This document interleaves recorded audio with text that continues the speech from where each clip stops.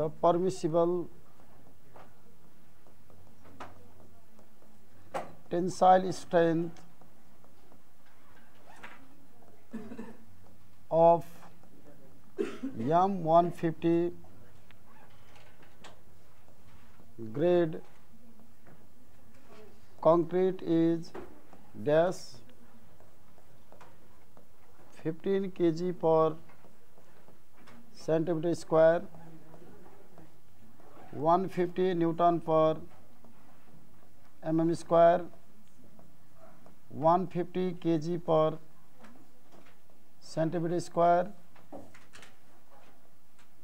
200 kg per centimeter square. Question 2.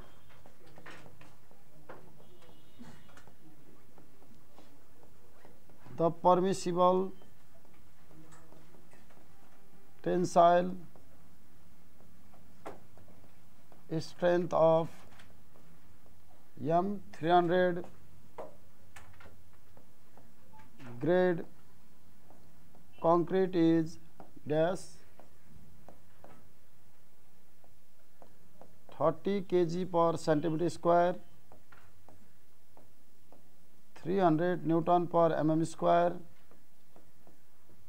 300 kg per centimeter square, DMA 250 kg per centimeter square.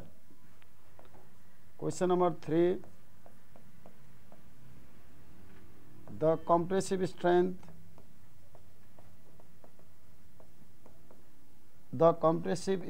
of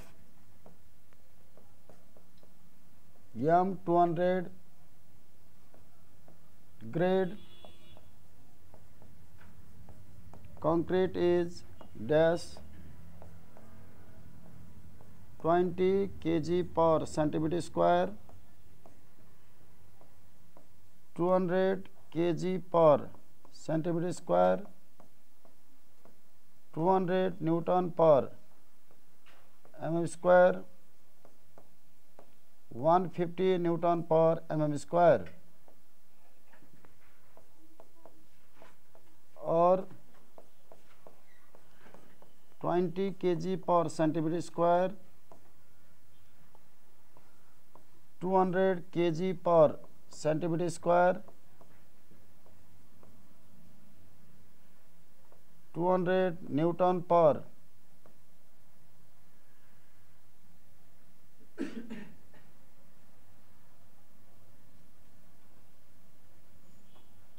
(20 Newton per mm square), DMA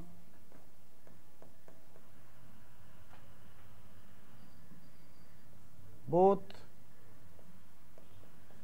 B and C. Question number 4.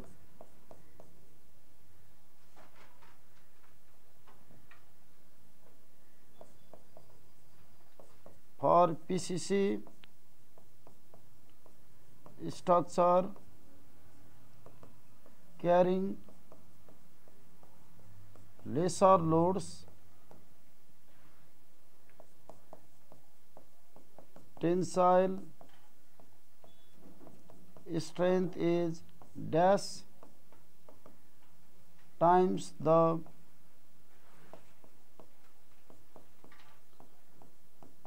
compressive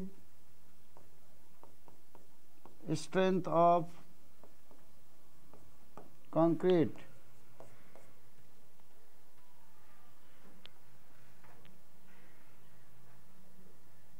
is 0.1, 0.2, 0.05, 0.3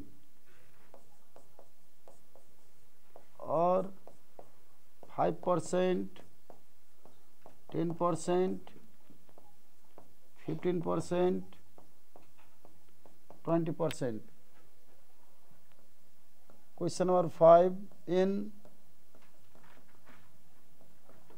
simply supported beam,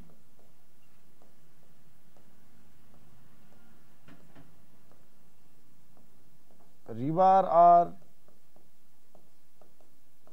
provided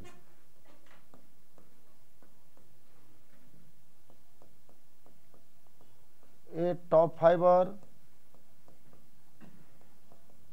bottom fiber, neutral axis, D, all of above.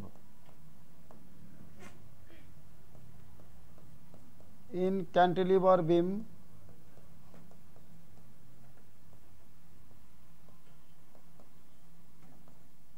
rebar are provided dash, top fiber,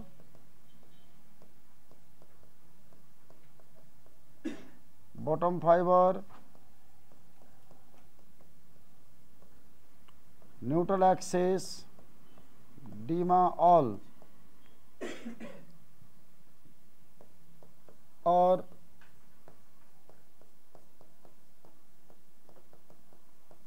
tensile zone, compressive zone, both A and B, DIMA neutral axis.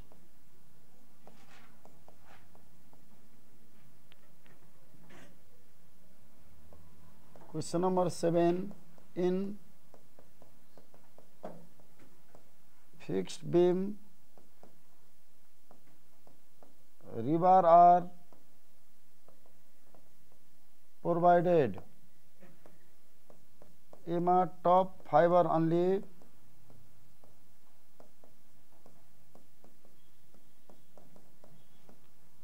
bottom fiber only, both top and bottom fiber, D none.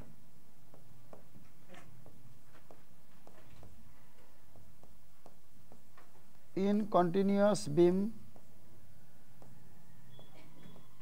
rebar are provided.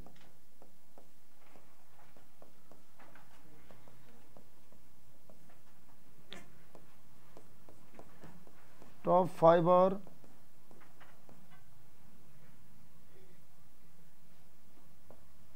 only,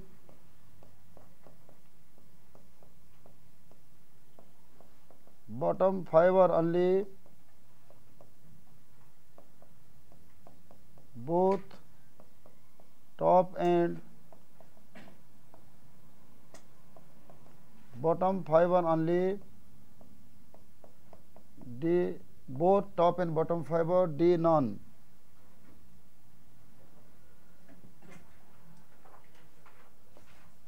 Question number 9.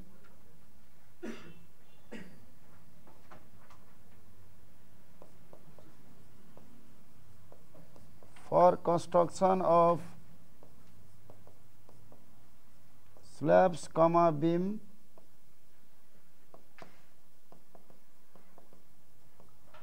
minimum grade of concrete is recommended by IS code is M5, M10, M15, M20.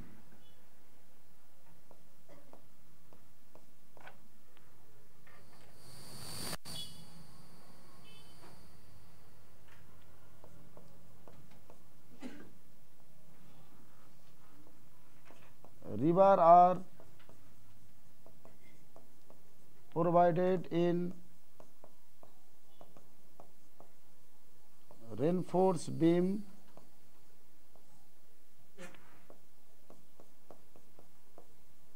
to counter compressive force,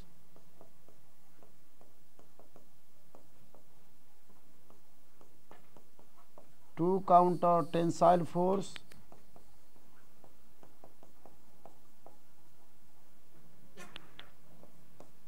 CIMA,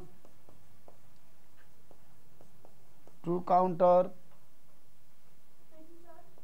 आउनु आउनु creep along concrete D none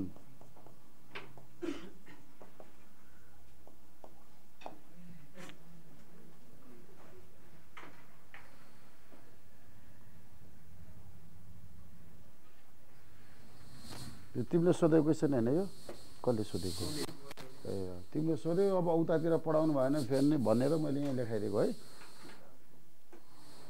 अब तिमीले अर्कोतिर पढिसक्यो यस्तो छैन होला अब फेरि उता छुट्यो भने यो जाँचमा आउने क्वेसन हो है नाइ बुकमा त त्यो कपी गरेको हो नि बुकमा त अरू ठाउँबाट कपी गरेको जस कुनै एउटा ठाउँमा पढ्नु पर्यो त्यही भएर हिजो सोध्नुभयो अनि यहाँ गराइदिनु पर्ने यो जाँचमा झुकिन्छ है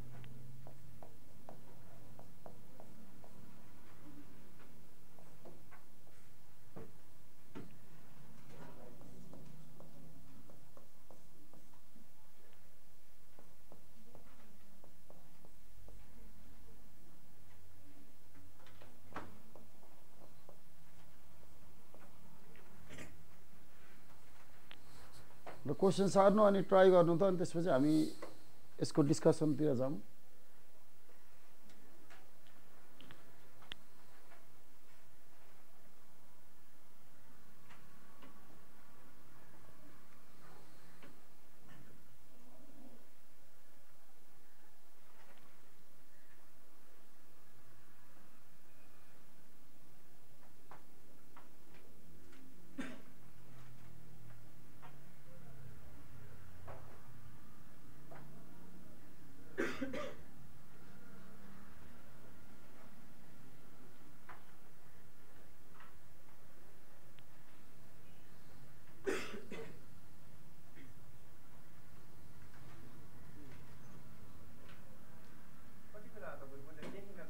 चार बजे ठ्याक्कै टाइममा आउनु पर्यो नि सर हिजो पो 5 मिनट ढिला भयो नि 4:15 भने हो है टाइम तिम्रो चाहिँ कि 4 बजे आएको थियो तिम्रो टाइम तिमीलाई शिफ्ट गरे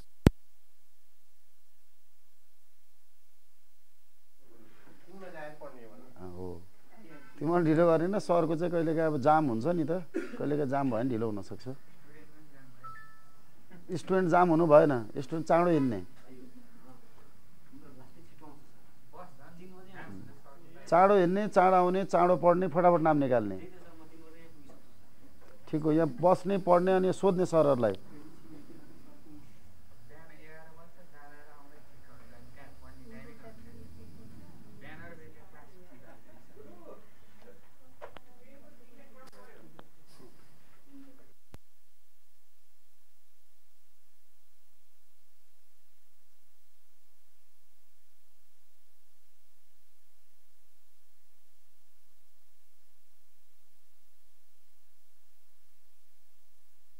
यिनीहरूलाई मात्र बोलेको के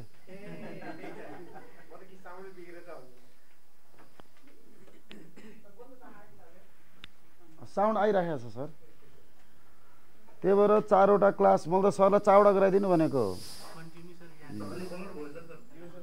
के ब्लर भयो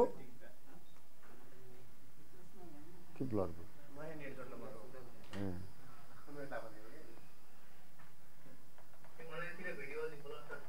अनलाइनतिर भिडियो अरूकोमा पनि हेर्नुस् त रिफ्रेश गर्नुस् रिफ्रेश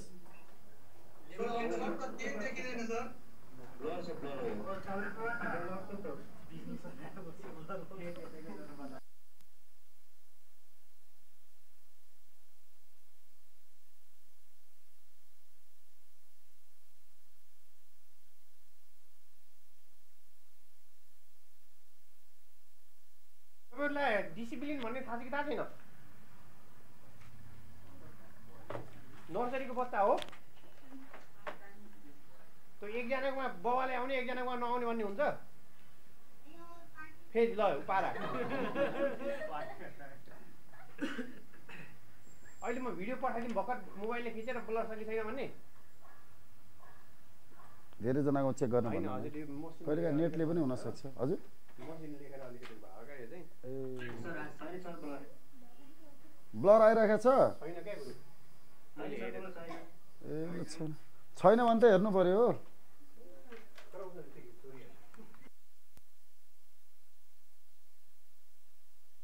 सर यहाँ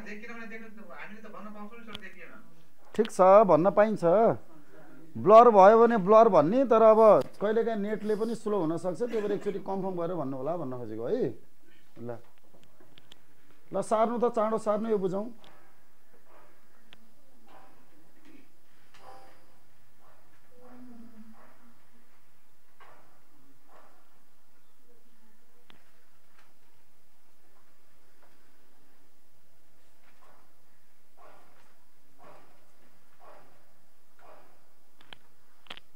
सार्नुभयो भइसक्यो यहाँ भयो होइन ल अनलाइनतिर के छ सक्नुभयो कि बाँकी छ हजुर हजुर फर्स्ट स्लाइड ल अहिले पहिला चाहिँ यतातिर केही कुरा अब सुन्नुहोस् होइन त्यसपछि हामी एमसिक्यूमा जान्छौँ ल अब नोट ल ठिक छ बाँकी भयो चाहिँ अहिले सार्नु होला म फेरि त्यतै आउँछु पहिला हामी चाहिँ यो क्वेसन बुझ्नको लागि केही कुरा नोटहरुमा लेख्छौं त्यो नोट बुझेर अनि क्वेसनतिर आउँछौं है अब याम 20 भनेर मैले लेख्ने बित्तिकै हामी के बुझ्छौं हाम्रो ग्रेड अफ कंक्रीट याप सिकेको भ्यालु कति हो 20 न्यूटन पर एमएम स्क्वायर है अब युनिट कन्भर्जन पनि तपाईहरुले ख्याल गर्ने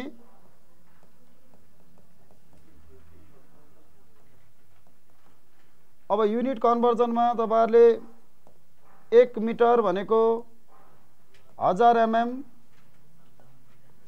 1 मिटर भनेको कति सेन्टिमिटर हो 100 सेन्टिमिटर यसैगरी 1 किलो न्यूटन भनेको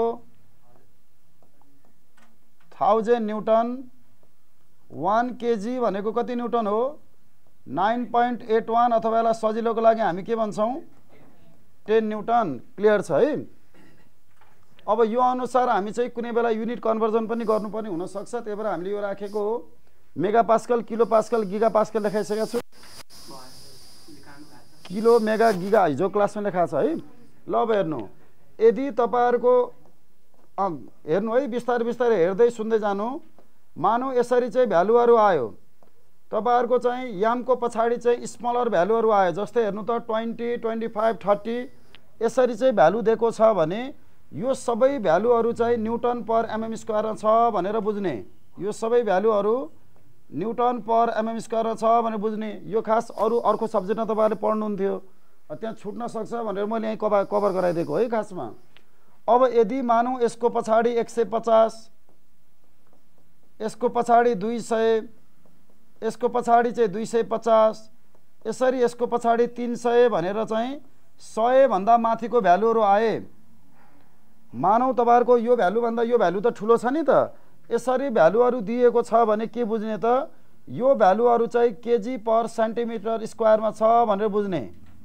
यो चारवटा भ्यालु अहिले केमा छ KG per centimetre square for example हामीले अहिले के भन्यौं याम 200 भनेर भन्यौं याम 200 बाट के बुझ्यौं त हाम्रो याप सिकेको भ्यालु कति छ र छ 220 होइन अहिले 200 केजी पर सेन्टिमिटर स्क्वायर अब यसलाई कन्भर्जन गरौँ 200 इन्टु केजी लाई चाहिँ न्यूटनमा लिन भर्खरै कति पढ्यौं 10 गर्दा केमा गयो न्यूटनमा सेन्टिमिटर भनेको के हुन्छ भन्नु त 1 सेन्टिमिटर भनेको कति हुने भो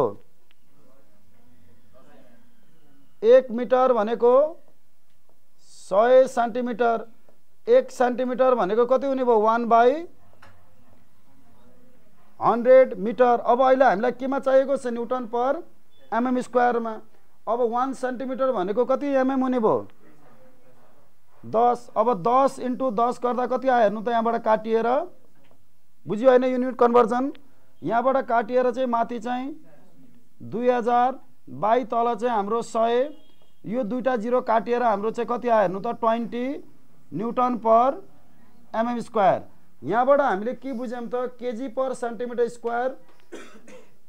सेन्टिमिटर स्क्वायरलाई चाहिँ न्यूटन पर एमएम स्क्वायर लिन कतिले डिवाइड गरे पुग्ने रहेछ 200 लाई कतिले डिवाइड गर्नु पर्यो 200 लाई 10 ले हो नि त हैन हो त्यही भएर चाहिँ तपाईहरुको कहिलेकाहीँ चाहिँ यो झुकाउनको लागि चाहिँ यस्तो खाले क्वेशन ओल्ड क्वेशन हो यसरी चाहिँ ठुलो भ्यालुमा सोधेको छ भने क्लियर हुनु है। फेरि अहिले सार्न हतार नगर्नु, एकछिन टाइम दिन्छु म। यसरी ठुलो भ्यालुहरू दिएको छ भने केमा दिएको हुँदो रहेछ युनिटहरू, केजी पर सेन्टिमिटर स्क्वायरमा। यसरी सानो भ्यालु दिएको छ भने युनिटहरू केमा दिएको हुने रहेछ, न्युटन पर एमएम स्क्वायरमा। यदि यो भ्यालु र यो भ्यालु भनेको कुनै पनि कङ्क्रिटको कम्प्रेसिभ स्ट्रेन्थ हो भनेर बुझ्ने। यसरी M20, M25, M30 भनेको यो के रहेछ त कङ्क्रिटको कम्प्रेसिभ स्ट्रेन्थ। यो तीनटैले चाहिँ हाम्रो कुनै पनि कङ्क्रिटको कम्प्रेसिभ स्ट्रेन्थको बारेमा कुरा गर्छ। यसरी तपाईहरुलाई चाहिँ याम 150, 200, 250, 300 भन्ने कुराले चाहिँ केही पनि भनेन भने हामीले के बुझ्छौँ कङ्क्रिटको कम्प्रेसिभ स्ट्रेन्थ। अब तपाईहरुलाई एक्जाममा झुकाउनको लागि चाहिँ केही पनि भनेन भने क्वेशनले याम 150 डिनोट्स भनेर भन्यो भने याम 150 ले के जनाउने रहेछ, कुनै पनि कङ्क्रिटको चाहिँ कम्प्रेसिभ स्ट्रेन्थ कति हुने रहेछ, 150 केजी पर सेन्टिमिटर स्क्वायर। तर पर्मिसिबल टेन्साइल स्ट्रेन्थ अफ याम 150 भनेर भन्यो रे, यो भनेको सबै कम्प्रेसिभ हो कि हैन। क्वेशनले टेन्साइल भनेर सोध्यो भने 150 भनेको टेन्साइल हो त होइन। अब हामीले के बुझेको छौं, कङ्क्रिट के को लागि राम्रो, concrete is strong to carry. Concrete चाहिँ के को लागि स्ट्रङ हो, कम्प्रेसिभ फोर्स क्यारी गर्नको लागि स्ट्रङ हो। तर कहिलेकाहीँ एमसीक्यूमा चाहिँ तपाईहरुको चाहिँ झुकाउनको लागि चाहिँ सानो सानो मेम्बरहरूले चाहिँ थोरै लोड आउने ठाउँमा केही न केही थोरै एमाउन्टको टेन्सन फोर्स त कङ्क्रिटले लिन सक्छ नि त। त्यही भएर तपाईहरुलाई झुकाउनको लागि चाहिँ पर्मिसिबल स्ट्रेन्थ कति हुन्छ, टेन्साइल स्ट्रेन्थ भनेर क्वेशन सोधिराख्छ झुकाउनको लागि। त्यो के बुझ्ने त, हाम्रो कङ्क्रिटले कहिले पनि धेरै टेन्सन फोर्स क्यारी गर्न सक्दैन। हाम्रो कङ्क्रिटले थोरै मात्र टेन्सन फोर्स के गर्न सक्छ, क्यारी गर्न सक्छ। अब इन जनरल हाम्रो कोडहरुले के भनेको छ त भन्नाले जति हाम्रो कम्प्रेसिभ स्ट्रेन्थ हुन्छ त्यसको 10% चाहिँ के हुन्छ, टेन्साइल स्ट्रेन्थ। क्लियर भयो। त्यही भएर कङ्क्रिटले कति पर्सेन्ट टेन्साइल स्ट्रेन्थ क्यारी गर्छ त, concrete carry 10 to 15% tensile strength as of, जति हाम्रो कम्प्रेसिभ स्ट्रेन्थ छ त्यसको कति पर्सेन्ट क्यारी गर्ने रहेछ, 10 देखि 15%। यदि तपाईहरुलाई रेन्जवाला क्वेशन आयो, रेन्जवाला क्वेशन आयो भने 10 देखि 15% मा टिक लगाउने। रेन्ज हजुर एकैछिन हैन, एकैछिन अहिले एकैछिन है, तपाईहरुको प्याटर्नमा छौं, एकैछिन है, अहिले सोध्नु होला। यदि तपाईहरुको रेन्जवाला क्वेशन आयो भने 10 देखि 15% मा टिक लगाउने। कङ्क्रिटले कति पर्सेन्ट टेन्सन फोर्स क्यारी गर्छ भन्ने क्वेशन आयो भने ए मा 5 देखि 10%, बी मा 10 देखि 15% छ भने जहिले पनि केमा टिक लगाउने, 10 to 15%। तर रेन्जवाला क्वेशन आएन, यसरी भ्यालु दियो, हाम्रो याम 150 ग्रेड कङ्क्रिटको चाहिँ पर्मिसिबल टेन्साइल स्ट्रेन्थ कति हुन्छ भनेर सोध्यो भने कति पर्सेन्ट लिने, 10%। क्लियर भयो। रेन्ज चाहिँ 10 देखि 15% हो। तर रेन्ज लिनु परेन, एउटा मात्रै भ्यालु लिनु पर्यो भने कति लिने, जहिले पनि 10%। यदि यो क्लियर हुनु होला, यदि सिंगल भ्यालु लिनु परे, यदि सिंगल भ्यालु लिनु परे 10% लिने। क्लियर भयो है। अब मानौ मैले चाहिँ पर्मिसिबल टेन्साइल स्ट्रेन्थ भनेर निकाल्न खोजे, पर्मिसिबल टेन्साइल स्ट्रेन्थ। अब यसमा हामीले याम 150 भनेर गर्यौं भने याम 150 कङ्क्रिटको कम्प्रेसिभ स्ट्रेन्थ कति हुन्छ भन्नु त पहिला। याम 150 कङ्क्रिट हाम्रो चाहिँ कम्प्रेसिभ स्ट्रेन्थ कति हुन्छ भर्खर पढेको हो, फेरि 15 भन्दै हुनुहुन्छ। कम्प्रेसिभ स्ट्रेन्थ कति हुन्छ, 150 केजी पर सेन्टिमिटर स्क्वायर हो। अब यसको मैले चाहिँ टेन्साइल स्ट्रेन्थ निकाल्नु पर्यो भने यसको टेन्साइल स्ट्रेन्थ कति हुने भयो भन्नु त, जति कम्प्रेसिभ स्ट्रेन्थ छ त्यसलाई कति पर्सेन्टले मल्टिप्लाई गर्ने, 10%। 10% भनेको कति हुन्छ हेर्नु त, 10% भनेको 10/100 हो कि हैन। 10/100 भनेको कति लेख्न पाइन्छ, 0.1। अब मैले 0.1 इन्टु 150 गरे भने कति भ्यालु आउने भयो, 15 KG per centimetre square. Clear हुनुभयो, बुझ्यो हैन कुराकानी के रहेछ भन्नाले।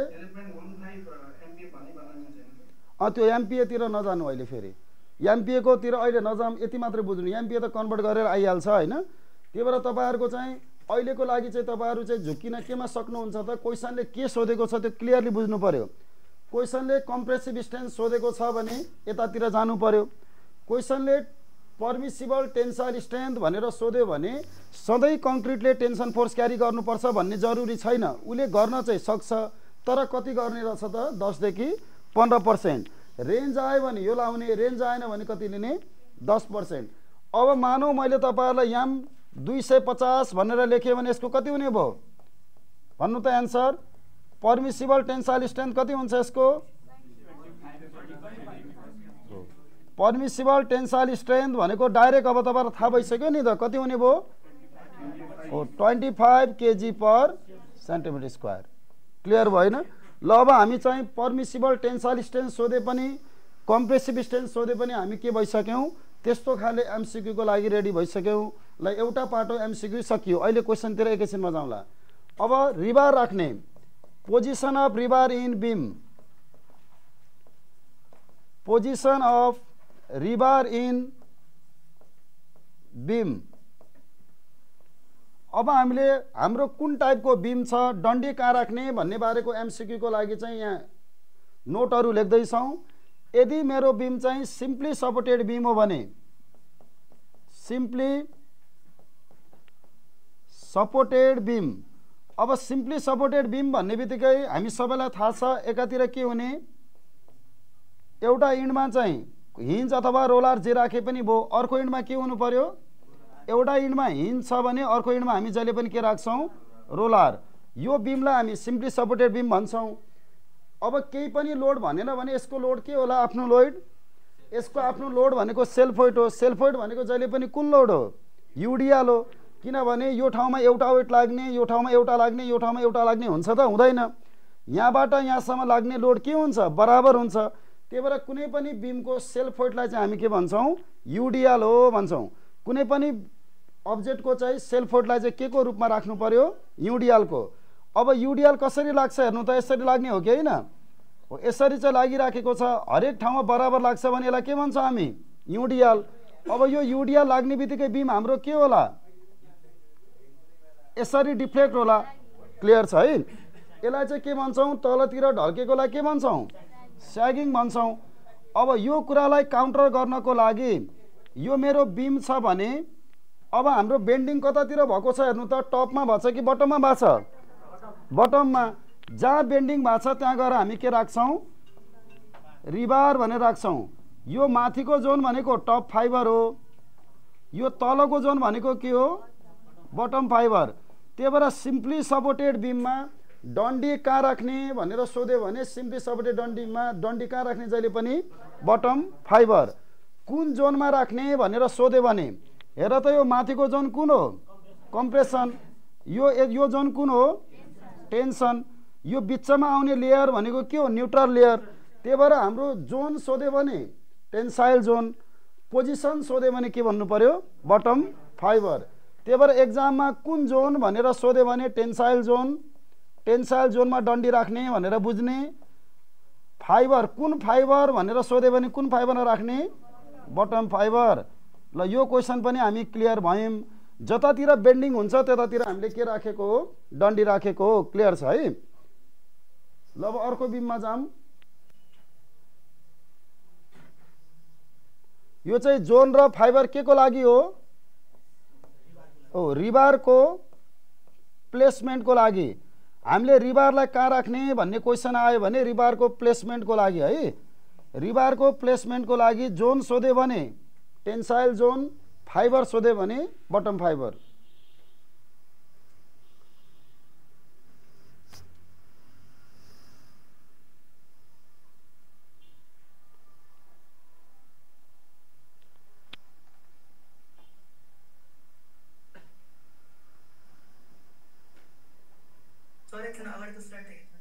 एकैछिन अगाडितिर गएकै छैनौँ भाइ, अहिले पक्नु है। हामी अगाडिको क्वेशन गरेकै छैनौँ। अहिले चाहिँ हामी अगाडिको क्वेशनमा जानुभन्दा अगाडिको क्वेशनको लागि चाहिने थ्योरीहरू बुझ्दैछौँ। यो बुझेर अनि तपाईहरुले त्यो हेर्ने बित्तिकै आन्सर मिलाउन सकिहाल्नुहुन्छ है। अहिले एकैछिनमा अगाडि जान्छौँ। जस्तै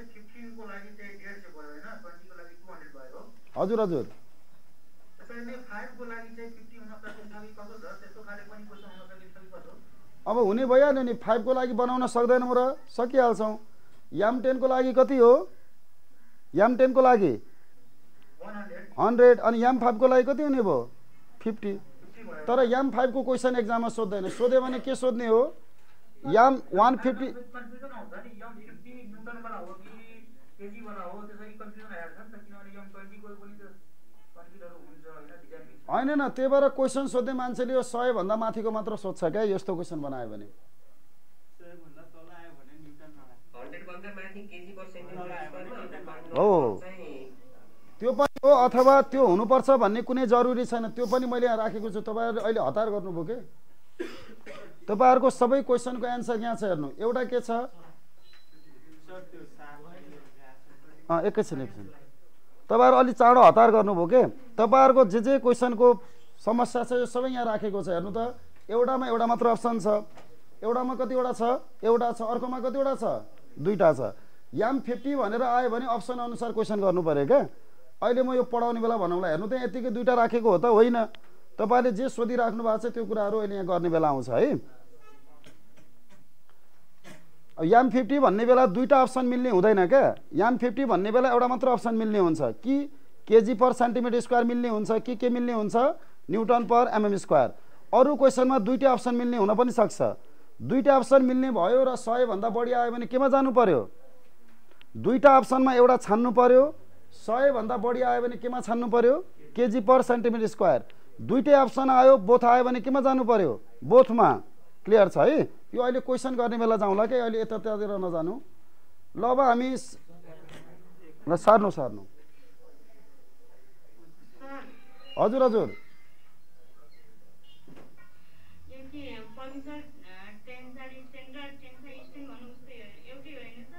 टेन्साइल स्ट्रेन्थ र के भन्नुभयो पर्मिसिबल टेन्साइल स्ट्रेन्थ र टेन्साइल स्ट्रेन्थ भनेको एउटै कुरो हो यो पर्मिसिबल टेन्साइल स्ट्रेन्थ भनेको चाहिँ हामी त्यो भन्दा बढी चाहिँ एलाउ गर्न सक्दैनौं भन्न खोजेको हो के म्याक्सिमम टेन्साइल स्ट्रेन्थ जस्तो हो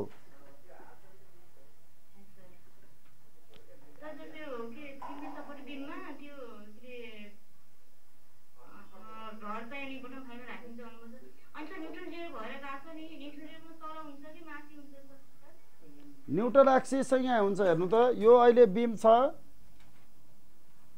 यो बीमको यो लाइनलाई चाहिँ हामी न्यूट्रल एक्सिस भन्छौं न्यूट्रल एक्सिस भन्दा माथिको जोन भनेको कम्प्रेसन हो न्यूट्रल एक्सिस भन्दा तलको जोन टेन्सन हो त्यही भएर हामीले डन्डी कहाँ राख्नु पर्यो यो जोनमा यसलाई चाहिँ हामी रिबार भन्छौं बुझ्नुभयो न्यूट्रल एक्सिस भन्दा माथि कम्प्रेसन जम्मै केले क्यारी गर्छ कङ्क्रिटले न्यूट्रल एक्सिस भन्दा तल कुन जोन टेन्सन सबै केले क्यारी गर्छ रिबारले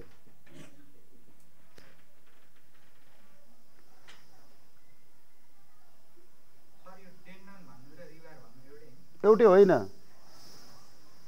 एउटै भन्न पाइएन बुझ्नलाई पो एउटै हो हजुर होइन मेटेरियल पनि एउटै होइन तिम्रो झुलुङ्गे पुलमा भएको त्यो केबल र घर बनाउने डन्डी एउटै हो त होइन त्यही भएर चाहिँ एउटै हो भन्न पाइएन के तिमीहरूले चाहिँ अहिलेको लागि बुझ्नको लागि एमसीक्यू मिलाउनलाई एउटै हो भन्न पाइयो कसैले सोध्यो भने एउटै हो भनेर जिद्दी गर्न पाइएन त्यो दुईटै फरक कुरो हो भन्नु पर्यो के एउटै हो त भन्न मिले त मिलेन किन एउटाको क्यापासिटी एउटाको कम्पोजिसन एउटा किसिमले हुन्छ एउटालाई एउटा किसिमले बनाउँछौ कम्पोजिसनै फरक छ एउटाको क्यापासिटी 600 भन्दा बढी हुँदैन एउटाको क्यापासिटी 1500 सम्म छ त्यही भएर चाहिँ तिमीहरूलाई चाहिँ अहिले टेन्डन चाहिँ भिजुअलाइज हुँदैन भन्ने हिसाबले एउटै हो भनेर बुझाइदिएको हो तर एउटै भन्न पाइएन त्यो लेख्दाखेरि पनि एउटै नलेख्नु होला सब्जेक्टिभमा चाहिँ अब्जेक्टिभमा फरक परेन किन अब्जेक्टिभमा हाम्रो टार्गेट भनेको के हुन्छ जसरी हुन्छ सर्टकट तरिका हो जसरी होस् एमसीक्यू मिलाउने भन्ने हुन्छ तर सब्जेक्टिभमा सकेसम्म के गर्नु पर्यो राम्रो शब्द युज गरेर लेख्नु पर्यो के टेन्डन भनेको टेन्सन मेम्बर हजुर हजुर हजुर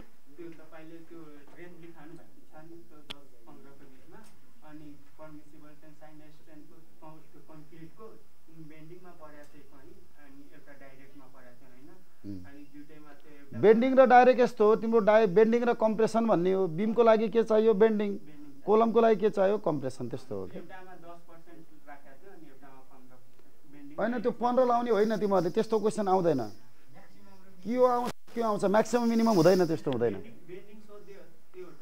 होइन त्यस्तो सोध्दैन अहिले किनभने खासमा कङ्क्रिटले तिम्रो चाहिँ कम्प्रेसिभ स्ट्रेन्थ मात्रै क्यारी गर्ने हो टेन्साइल त एकदमै थोरै क्यारी गर्ने हो नि हामीले कतै पनि टेन्साइल लिन्छ भनेर मान्दैनौँ तर यो किन पढाइयो त भन्नाले कहिलेकाहीँ कुनै यो अब इन्डियन बुकहरू तपाईँहरूको रेड्डीकोमा खुरीबिङकोमा हेर्नुभयो भने त्यहाँ यस्तो खाले क्वेसनहरू पनि छ त्यो भएको भएर तपाईँहरूले पढ्ने नेपाली राइटरको बुकमा पनि यो क्वेसनहरू राखिएको छ 10% अलग्गै 15% अलग्गै भनेर सोध्न मिल्दैन त्यस्तो हुँदैन क्या अहिलेको कोडमा चाहिँ त्यस्तो छैन के चाहिँ हुनसक्छ यो खासमा जति कम्प्रेसिभ स्ट्रेन्थ हुन्छ त्यसको 10% मात्र लिने बुझ्यौ अब अलग्गै 10% बेन्डिङको लागि 15% कम्प्रेसनको लागि भन्न मिल्दैन कि त्यस्तो हुँदैन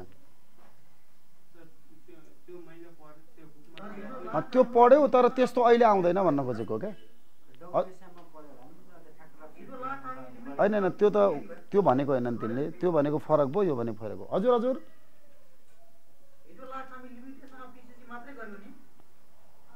लिमिटेसन अफ पिसिसी गरेको हो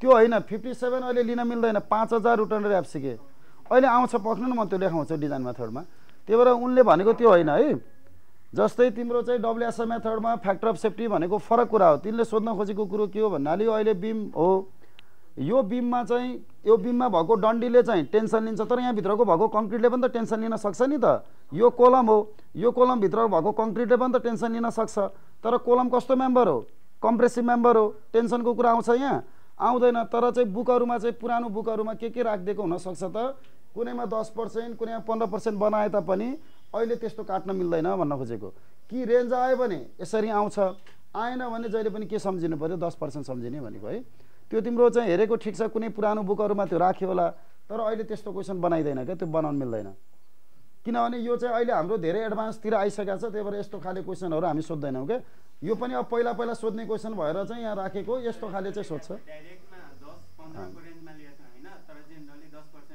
हो त्यही भएर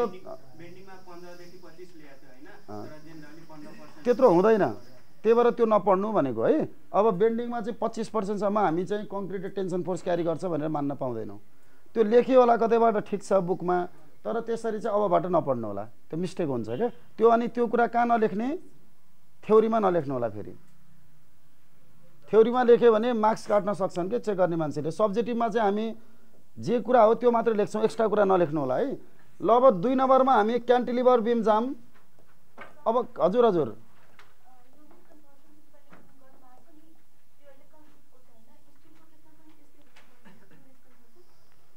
स्टिलको केसमा त हाम्रो के को लागि अब जस्तै स्टिलको इको भ्यालु एमपिएमा जिपिएमा दियो भने चाहिँ गर्नु पर्यो होइन यस्तो हुन्छ स्टिलमा त्यस्तो हुँदैन मानौ मैले माइल्ड स्टिल भनेर भने रे अब माइल्ड स्टिल भन्ने बित्तिकै एउटा त्यस्तो स्टिल हो जसको अल्टिमेट भ्यालु या फिर 410 भन्ने बित्तिकै यसको म्याक्सिमम भ्यालु हो यो 410 भन्ने कुराले के जनाउँछ त कुनै पनि स्टिलको एमपिए को भ्यालुलाई जनाउँछ के न्युटन पर एमएम स्क्वायरलाई यो कन्भर्जन गर्नु पर्दैन यो सबै हामीले हेर्ने भनेको केमा हो एमपिएमा हेर्छौँ मेगा पास्कलमा हेर्छौँ त्यो 1 मेगा पास्कल भनेकै के हो 1 न्युटन पर एमएम स्क्वायर हो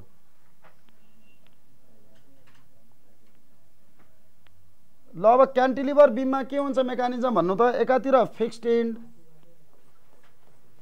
र अर्कोतिर कुन इन्ड हो फ्री इन्ड अब हाम्रो चाहिँ यसको मेकानिजम हामीले हेर्यौँ माथिबाट लोडिङ लागिराखेको छ र यसको मेकानिजम हेर्यौँ भने यसमा आउने भनेको स्यागिङ मोमेन्ट आउँदैन कुन मोमेन्ट आउँछ अब हगिङ मोमेन्ट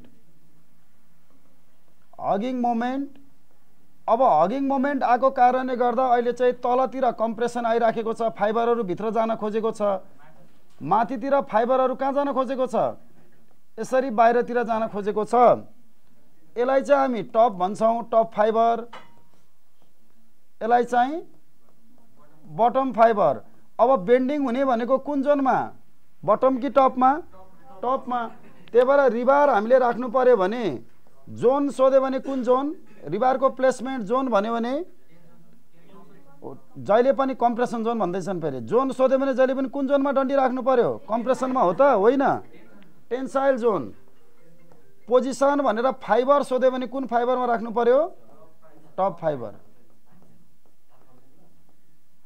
अब यसको हामीले न्युट्रल एक्सिस बनाउन खोज्यौँ भने के होला हेर्नु त, यो न्युट्रल एक्सिस अघि चाहिँ न्युट्रल एक्सिस भन्दा माथि के हुन्थ्यो कम्प्रेसन, अहिले के छ स्यागिङमा त्यो हुने हो। अहिले स्यागिङ छ त छैन, हगिङमा ठ्याक्कै उल्टो, माथि टेन्सन तल के हो कम्प्रेसन। अब डन्डीलाई लिएर यहाँ राख्नु पर्यो, यसलाई हामी के भन्छौँ रिबार। ल बुझ्यो होइन क्यान्टिलिभर बिममा पनि। ल अब थर्डमा फिक्स बिम। हजुर हजुर माइल्ड स्टिलको केसमा अल्टिमेट टेन्साइल स्ट्रेन्थ भनेको चाहिँ तपाईहरुको माइल्ड स्टिलको 410 न्युटन पर एमएम स्क्वायर।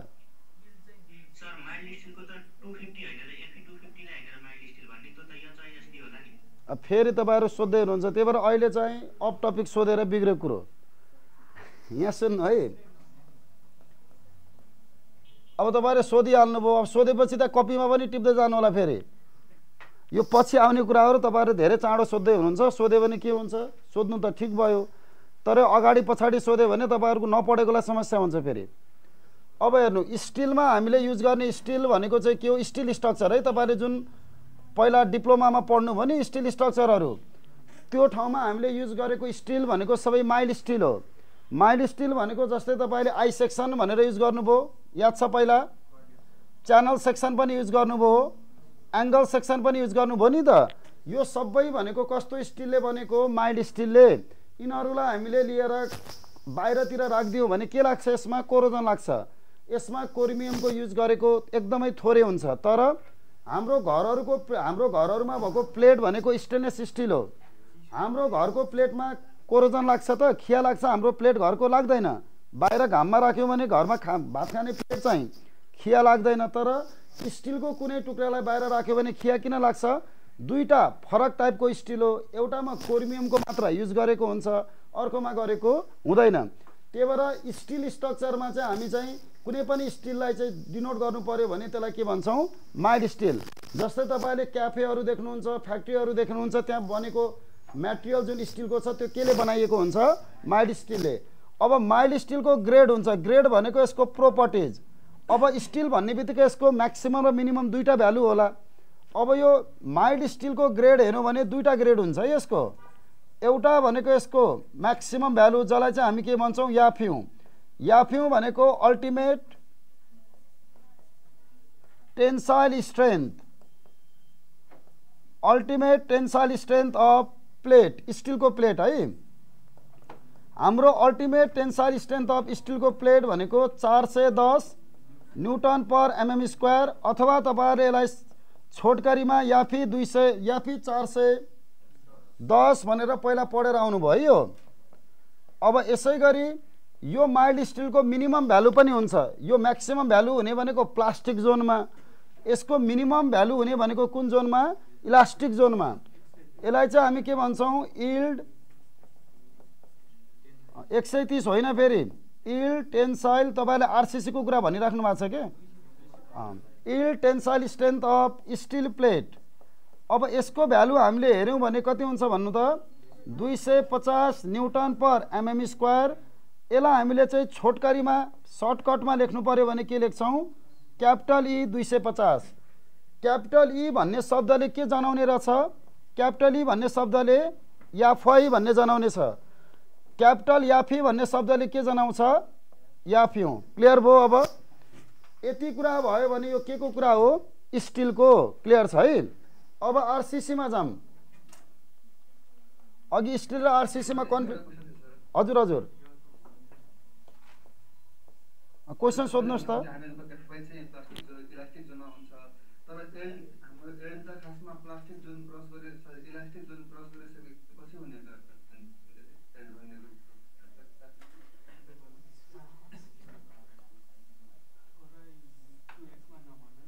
ल ठीक छ ठीक छ, क्वेशन त सोधिराख्नु भएको छ, तर क्वेशन सोध्यो भने बोर मान्ने होइन है। फेरि यो अफ टपिकको क्वेशन आइरहेको छ, बोर मान्नु भएन। क्वेशन सोधेपछि सुन्नु पर्यो, किनभने साथीहरूले पढिसक्नु भएको छ।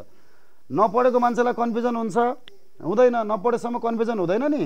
त्यही भएर यहाँ सुन्नु है। यतातिर के हुन्छ हाम्रो स्ट्रेन, यतातिर के हुन्छ स्ट्रेस। पुरानो ब्याजले यो पढिसक्नु भएको छ है। मेकानिक्समा हामीले चाहिँ स्ट्रेस स्ट्रेन कर्भ भनेर पढेको छौं नि, याद आयो नि हैन। हो यसरी जान्थ्यो, फेरि यसरी फ्र्याक्चरतिर जान्थ्यो। यो ओ पोइन्ट, यो ए पोइन्ट, यो बी पोइन्ट, यो सी पोइन्ट, यो सी ड्यास, यो डी पोइन्ट, यो ई पोइन्ट। अब हेर्नु त यो सी पोइन्टको भ्यालुलाई चाहिँ हामी यो पोइन्टलाई चाहिँ यील्ड पोइन्ट भन्छौँ। यो बेला डेभलप भएको स्ट्रेस भनेको चाहिँ के हो? एफ वाई हो। अब यदि हामी यो रिजनभन्दा यतातिर छौँ भने यो रिजनलाई हामी के भन्छौँ? Elastic region. योभन्दा यतातिर छौँ भने कुन रिजन? Plastic reason. अब हामी सी भन्दा यतातिर छौँ भने कुनै पनि मेटेरियलमा पर्मानेन्ट सेट हुँदैन। भन्नुको अर्थ मेटेरियल नयाँ मेटेरियलमा जाँदैन। हामीले तन्कायौँ, तन्काउन यत्तिकै तन्किन्छ? तन्किँदैन, केही फोर्स लगाउनु पर्यो। मैले फोर्स लगाएर तन्काएँ, यहाँ लगाएको फोर्स हटाउने बित्तिकै मेटेरियल के हुन्छ त? पहिलाको स्टेटमा जान्छ भने त्यसलाई के भन्छौँ? इलास्टिक मेटेरियल भन्छौँ। यदि मैले तन्काएँ, एकदमै धेरै तन्कियो, अब फर्किन सकेन भने कुन जोनमा छ? प्लास्टिक जोनमा। त्यही भएर इल्डिङ हुने भनेको कुन जोनमा हो? इल्डिङ भनेको तन्किने। तन्किने कुन जोनमा हो? इलास्टिक जोनमा तन्किन्छ? प्लास्टिक जोनमा। त्यही भएर अहिले चाहिँ यो सीदेखि सी ड्यास भनेको ट्रान्जिसन जोन हो, जसले चाहिँ इलास्टिकदेखि प्लास्टिकतिर मेटेरियल जाँदैछ भन्ने कुरालाई नोटेसन गर्छ। त्यही भएर सीसम्म छौँ भने इलास्टिकतिर गयौँ, सी भन्दा उतातिर गयौँ भने के त कता गयौँ त? प्लास्टिकतिर। बुझ्नुभयो? कसले सोध्नु भएको थियो क्वेसन अनलाइनमा? अब भन्नु न।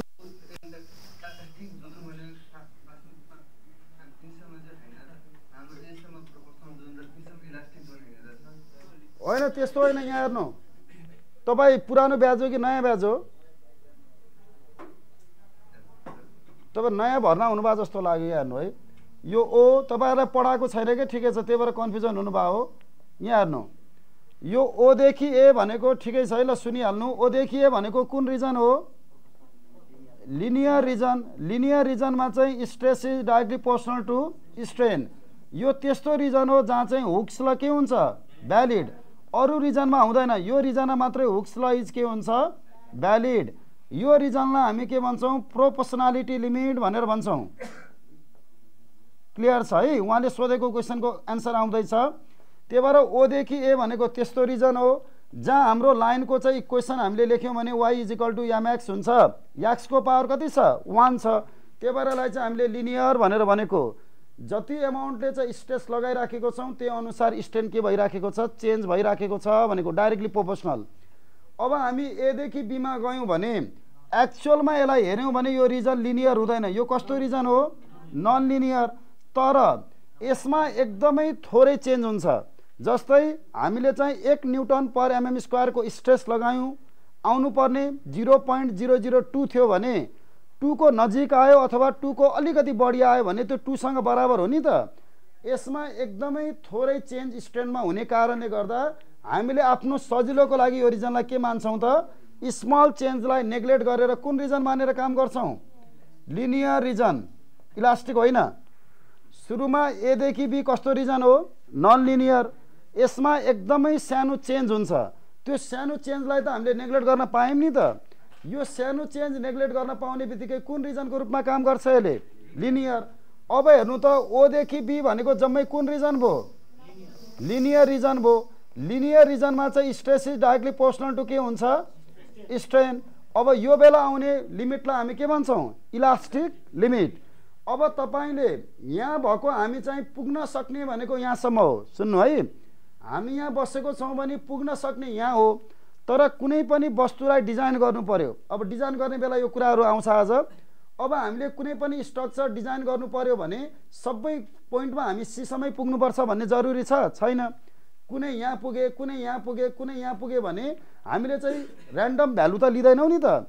त्यही भएर कुनै पनि स्ट्रक्चर डिजाइन गर्नु पर्यो भने हामी बी पोइन्टभन्दा माथि गएर डिजाइन गर्दैनौँ। बी पोइन्टमा बसेर डिजाइन गर्ने मेथडलाई चाहिँ हामी के भन्छौँ? Working stress method. तर हाम्रो मेटेरियल जान सक्ने भनेको कहाँसम्म हो? सीसम्म। म्याक्सिमम इलास्टिकको म्याक्सिमम स्ट्रेस कहाँसम्म आउने हो? सीसम्म। त्यही भएर ओदेखि सीलाई चाहिँ हामी कुन रिजनको रूपमा ट्रिट गर्छौँ त? Elastic reason. डिजाइन पो यहाँसम्म हामीले गरेको हो, जान सक्ने यहाँसम्म हो। त्यही भएर यो ग्यापलाई चाहिँ हामी के भन्छौँ? Factor of safety. क्लियर हुनुभयो? यो सबै कुरा मैले चाहिँ कहाँ पढाउँछु? मेकानिक्स अफ स्ट्रक्चरमा। यो नयाँ ब्याजलाई चाहिँ यो पढाएको छैन है। हजुर ल ल सोधिहाल्नु। ल सोध्नु सोध्नु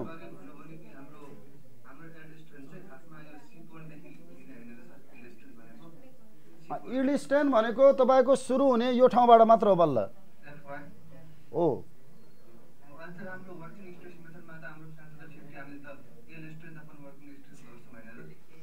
होइन फ्याक्टर अफ सेफ्टी हामीले इल्ड स्ट्रेन्थ बाई वर्किङ स्ट्रेन्थ भनेको यो ठाउँको स्ट्रेस भनेको इल्ड स्ट्रेस हो यो ठाउँको स्ट्रेस भनेको वर्किङ स्ट्रेस हो हामी बसेर काम गर्ने यहाँसम्म जान सक्ने भनेको यहाँसम्म त्यही भएर बिचमा केही न केही ग्याप राख्छौँ क्या यो भनेको पर्मिसिबल भयो यो भनेको म्याक्सिमम भयो के तपाईले डिजाइन गर्दाखेरि चाहिँ यहाँसम्म डिजाइन गर्नुहुन्छ तर जान सक्ने भनेको कहाँसम्म हो त्यसैसम्म अब तपाईहरुले क्वेशन सोध्यो भने आन्सर गर्नु पर्यो नि त त्यही भएर यो प्याटर्नमा ल अरु कसैलाई केही क्वेशन छ यसमा भन्नु त नभए यतातिर जाँदैन हो अहिले हामी एलएसएममा चाहिँ हामी यो डी पोइन्टमा बसेर डिजाइन गर्छौं स्टिलको लागि आरसीसी को लागि यो पोइन्टमा बसेर डिजाइन गर्छौं त्यही भएर तपाईहरुले यो क्वेशन चाहिँ यतातिर हामी आन्सर गर्दैनौं किनभने यो सबै कुराको कन्सेप्ट कहाँ आउँछ मेकानिक्स अफ स्ट्रक्चरमा अब पुरानो ग्रुप हुनुहुन्छ तपाईहरुले पढ्दाखेरि कन्फ्युजन छ भने सोध्नु ठीक छ नयाँ ग्रुपले चाहिँ अगाडिको मेकानिक्सको कुरा यता नसोधिदिनु होला किन यो गजाङ गुजुङ हुने भयो के तपाईहरुलाई गाह्रो हुन्छ कि क्वेशनको इन्जोय गर्नु पर्यो नभए मजा आउँदैन हजुर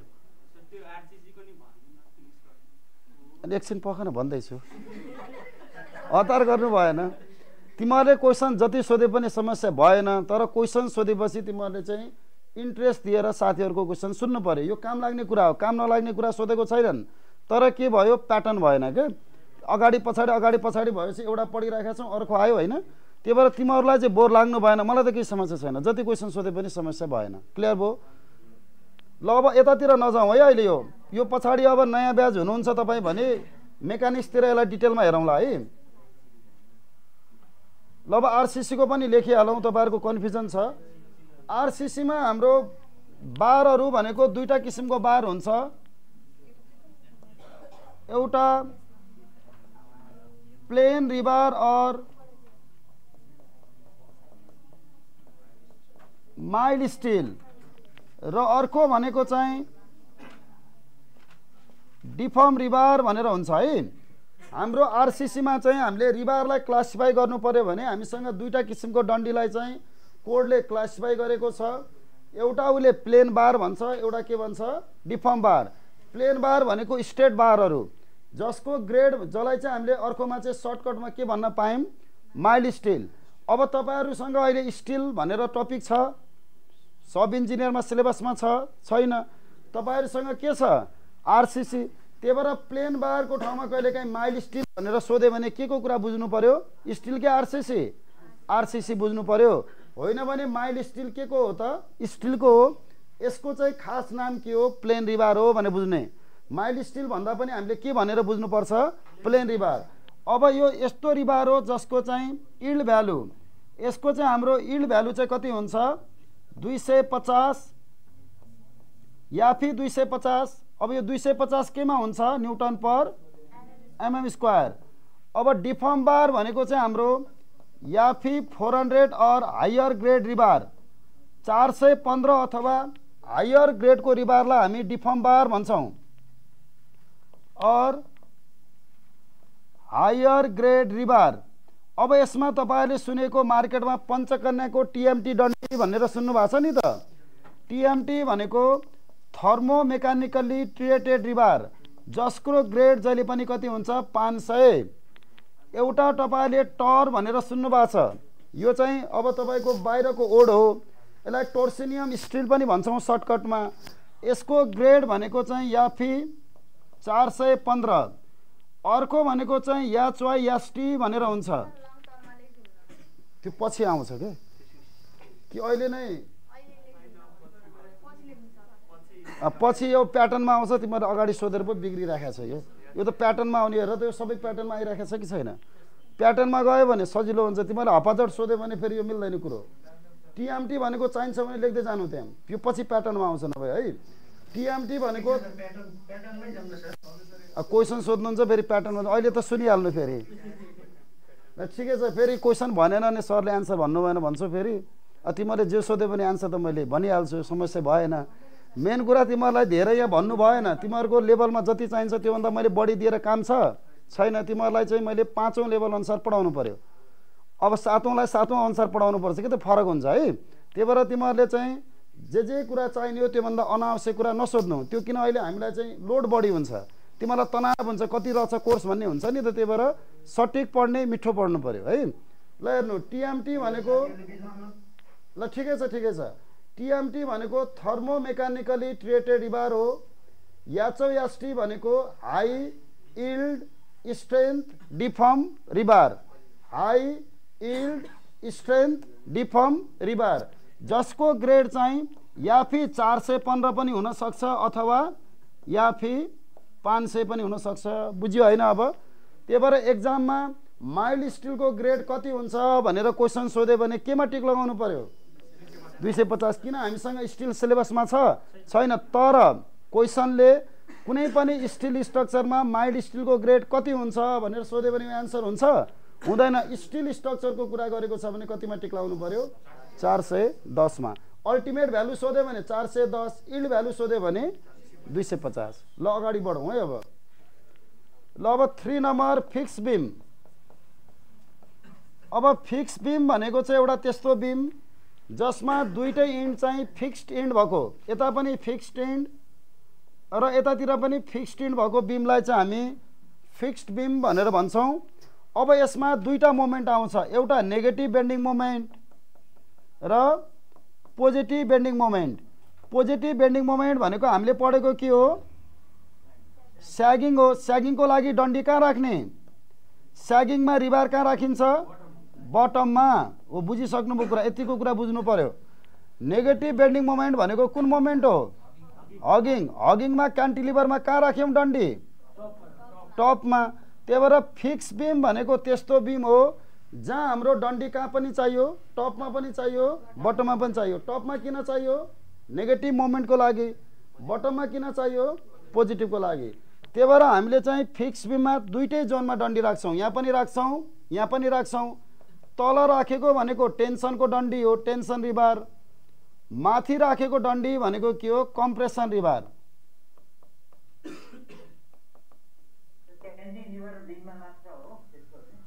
हजुर, जहाँ हगिङ मोमेन्ट आउँछ त्यहाँ त्यस्तो हुन्छ। हगिङ मोमेन्ट आउने ठाउँमा चाहिँ माथितिर टेन्सन, तल कम्प्रेसन। जहाँ स्यागिङ मोमेन्ट आउँछ, तलतिर ढल्कियो भने स्यागिङ, माथितिर गयो भने हगिङ। स्यागिङमा तलतिर टेन्सन, हगिङमा माथितिर टेन्सन। कन्फ्युजन छैन नि त? स्यागिङमा जे हुन्छ हगिङमा के हुन्छ? उल्टो हुन्छ। धेरै तनावै लिनु परेन। स्यागिङमा जे हुन्छ हगिङमा के हुन्छ? उल्टो हुन्छ। ल कन्टिन्युअस बिम।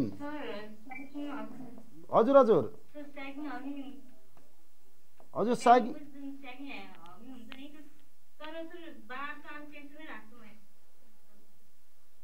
होइन, बार टेन्सनमा राख्छु भनेर हुन्छ त? हुँदैन नि। हाम्रो घरको बिममा चाहिँ बार तल मात्रै हुन्छ त? हुँदैन, माथि पनि हुन्छ। किन माथि राखेको हो? माथि यत्तिकै हाम्रो पैसा बढी भएर राखेको हो त? होइन। माथि किन राख्यौँ? माथि पनि बेन्डिङ मोमेन्ट आयो नि त। बेन्डिङ मोमेन्ट आयो भने कङ्क्रिटले लिन्छ? लिँदैन। त्यही भएर जहाँ जहाँ बेन्डिङ मोमेन्ट आउँछ त्यो ठाउँमा के राख्नु पर्यो? कम्पलसरी डन्डी राख्नु पर्यो। माथि किन डन्डी राख्नु पर्यो? नेगेटिभ मोमेन्ट त माथि आयो, हगिङ माथि आयो, स्यागिङ कहाँ आयो? तल। स्यागिङको लागि तलतिर डन्डी चाहियो, हगिङको लागि माथितिर। त्यही भएर हाम्रो घरहरूमा भएको बिम कुन हो?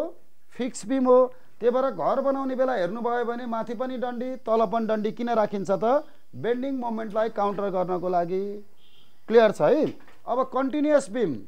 कन्टिन्युअस बिम भनेको एउटा त्यस्तो बिम हो। हजुर सिमिलर हो। अहिले यहाँ डब्लीलाई नजोडेको त हो नि मैले। तपाईँले टेन्सन जोनमा डन्डी राख्नुभयो भने सिङ्गली रेन्फोर्स बिम, टेन्सन र कम्प्रेसन दुईटै जोनमा डन्डी राख्नुभयो भने कुन बिम हो? डब्ली रेन्फोर्स बिम। अब हामी त्यो पछि पढ्छौँ, अहिले सबै कुरा पढेर त भएन, त्यही भएर यहाँ नभनेको। टेन्सन जोनमा डन्डी राख्यौँ भने हजुर मोमेन्ट भनेकै डिफ्लेक्सन हो। त्यो त आउँछ पछि। Bending moment is design for भनेर क्वेसन आयो, एमा डिफ्लेक्सन, बीमा बेन्डिङ आयो नि डिफ्लेक्सन दियो, त्यो पछि आउँछ क्या, अहिले हतार छैन त्यसमा। हजुर हजुर क्वेसन सोध्नुहोस् त। फिक्स बीम चाहिँ डब्ली रेनफोर्स बीमकै क्याटेगोरी रेनफोर्समेन्ट। तपाईँले डन्डी राख्ने बीमलाई डन्डी राख्ने आधारमा बीम छुटाउनु भयो भने दुईटा बीम, एउटा सिङ्गली रेनफोर्स बीम, एउटा डब्ली रेनफोर्स बीम। यदि डन्डी टेन्सन जोनमा राख्यौँ भने त्यसलाई के भन्नु पर्यो? सिङ्गली। टेन्सनमा पनि डन्डी, कम्प्रेसनमा डन्डी छ भने के भन्नु पर्यो? डब्ली। सपोर्टको आधारमा धेरैवटा बीम हुनसक्छ। सपोर्टको आधारमा यतातिर हिन्ज, यतातिर रोलर भयो भने कुन बीम? Simply supported beam. यतातिर फिक्स, यतातिर फ्री भयो भने के हो? Cantilever beam. यतातिर फिक्स, यतातिर रोलर भयो भने कुन हो? यतातिर फिक्स, यतातिर रोलर छ भने प्रोब क्यान्टिलिभर बीम। यता पनि फिक्स, यता पनि फिक्स छ भने के हो? Fix beam. यतातिर हिन्ज, यतातिर रोलर, यतातिर झुन्डाइदिए कुन बीम हो? हेर त यो यति चाहिँ फिक्स छ, यतातिर झुन्डेको छ, कुन हो? ओभरह्याङ्गिङ। यता पनि फिक्स, यता पनि फिक्स, यता पनि सपोर्ट, यता पनि सपोर्ट, यता पनि सपोर्ट, कुन बीम हो? Continuous beam. सपोर्टको आधारमा धेरैवटा बीम हुन्छ, डन्डी राख्ने आधारमा कतिवटा बीम हुन्छ? दुईटा, एउटा सिङ्गली, एउटा डब्ली। क्लियर छ? सेपको आधारमा के हुन्छ? एउटा रेक्टेङ्गुलर बीम, अर्को कुन होला? सर्कुलर बीम हामीले राख्छौँ त, बीम हुन सक्यो स्क्वायर बीम। अर्को चाहिँ क्रस सेक्सनको आधारमा एउटा टी बीम, एउटा यल बीम हो। त्यसरी चाहिँ हामी बीमलाई क्लासिफाई गर्छौँ है। डन्डीको आधारमा चाहिँ दुईटा मात्र, एउटा सिङ्गली, एउटा डब्ली। हजुर हजुर। अनि यो ट्युबुलर सेक्सन भन्छ नि, कस्तो सेक्सन हो यो? ट्युबुलर सेक्सन भनेको हलो सेक्सन। ट्युबुलर भनेको हलो सेक्सन। अनि यो फिक्स बीममा स्यागिङ त हाम्रो सर एकदम यो के रे फिक्स गरेको सपोर्टको नजिक नजिक मात्र, एकदम नजिक मात्र आउँछ हैन र? स्यागिङ त्यस्तो होइन। यहाँ हेर्नु त, यस्तो हुने हो। यहाँ हेर्नु है, यस्तो हुने हो। यो नेगेटिभ, यो नेगेटिभ, यो पोजिटिभ। त्यही भएर तपाईँले डन्डीलाई के गर्नुहुन्छ? कुनै पनि साइटमा काम गर्न जानुभयो भने यहाँबाट यति डन्डी बङ्गाएको हुन्छ नि। किन बङ्गाउने त?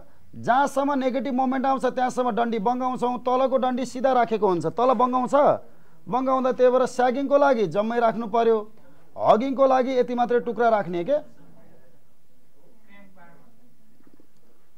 यसलाई चाहिँ कटअप बार भन्छ। क्र्याङ्क बार भनेको त स्ल्याबमा भयो फेरि। ल बुझियो होइन? त्यही भएर स्यागिङ भनेको यो हगिङ हुने भयो, सपोर्ट सपोर्टमा यहाँ बिचमा चाहिँ स्यागिङ हुन्छ है।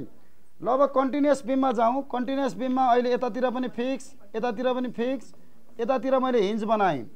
कन्टिन्युअस बीम भनेको त्यस्तो बीम हो जसमा कतिवटा सपोर्ट हुनु पर्यो? More than two support. More than two support भनेको कतिवटा सपोर्ट हो? 3 बाट सुरु हुनु पर्यो। कतिवटा स्पान छ? दुईटा।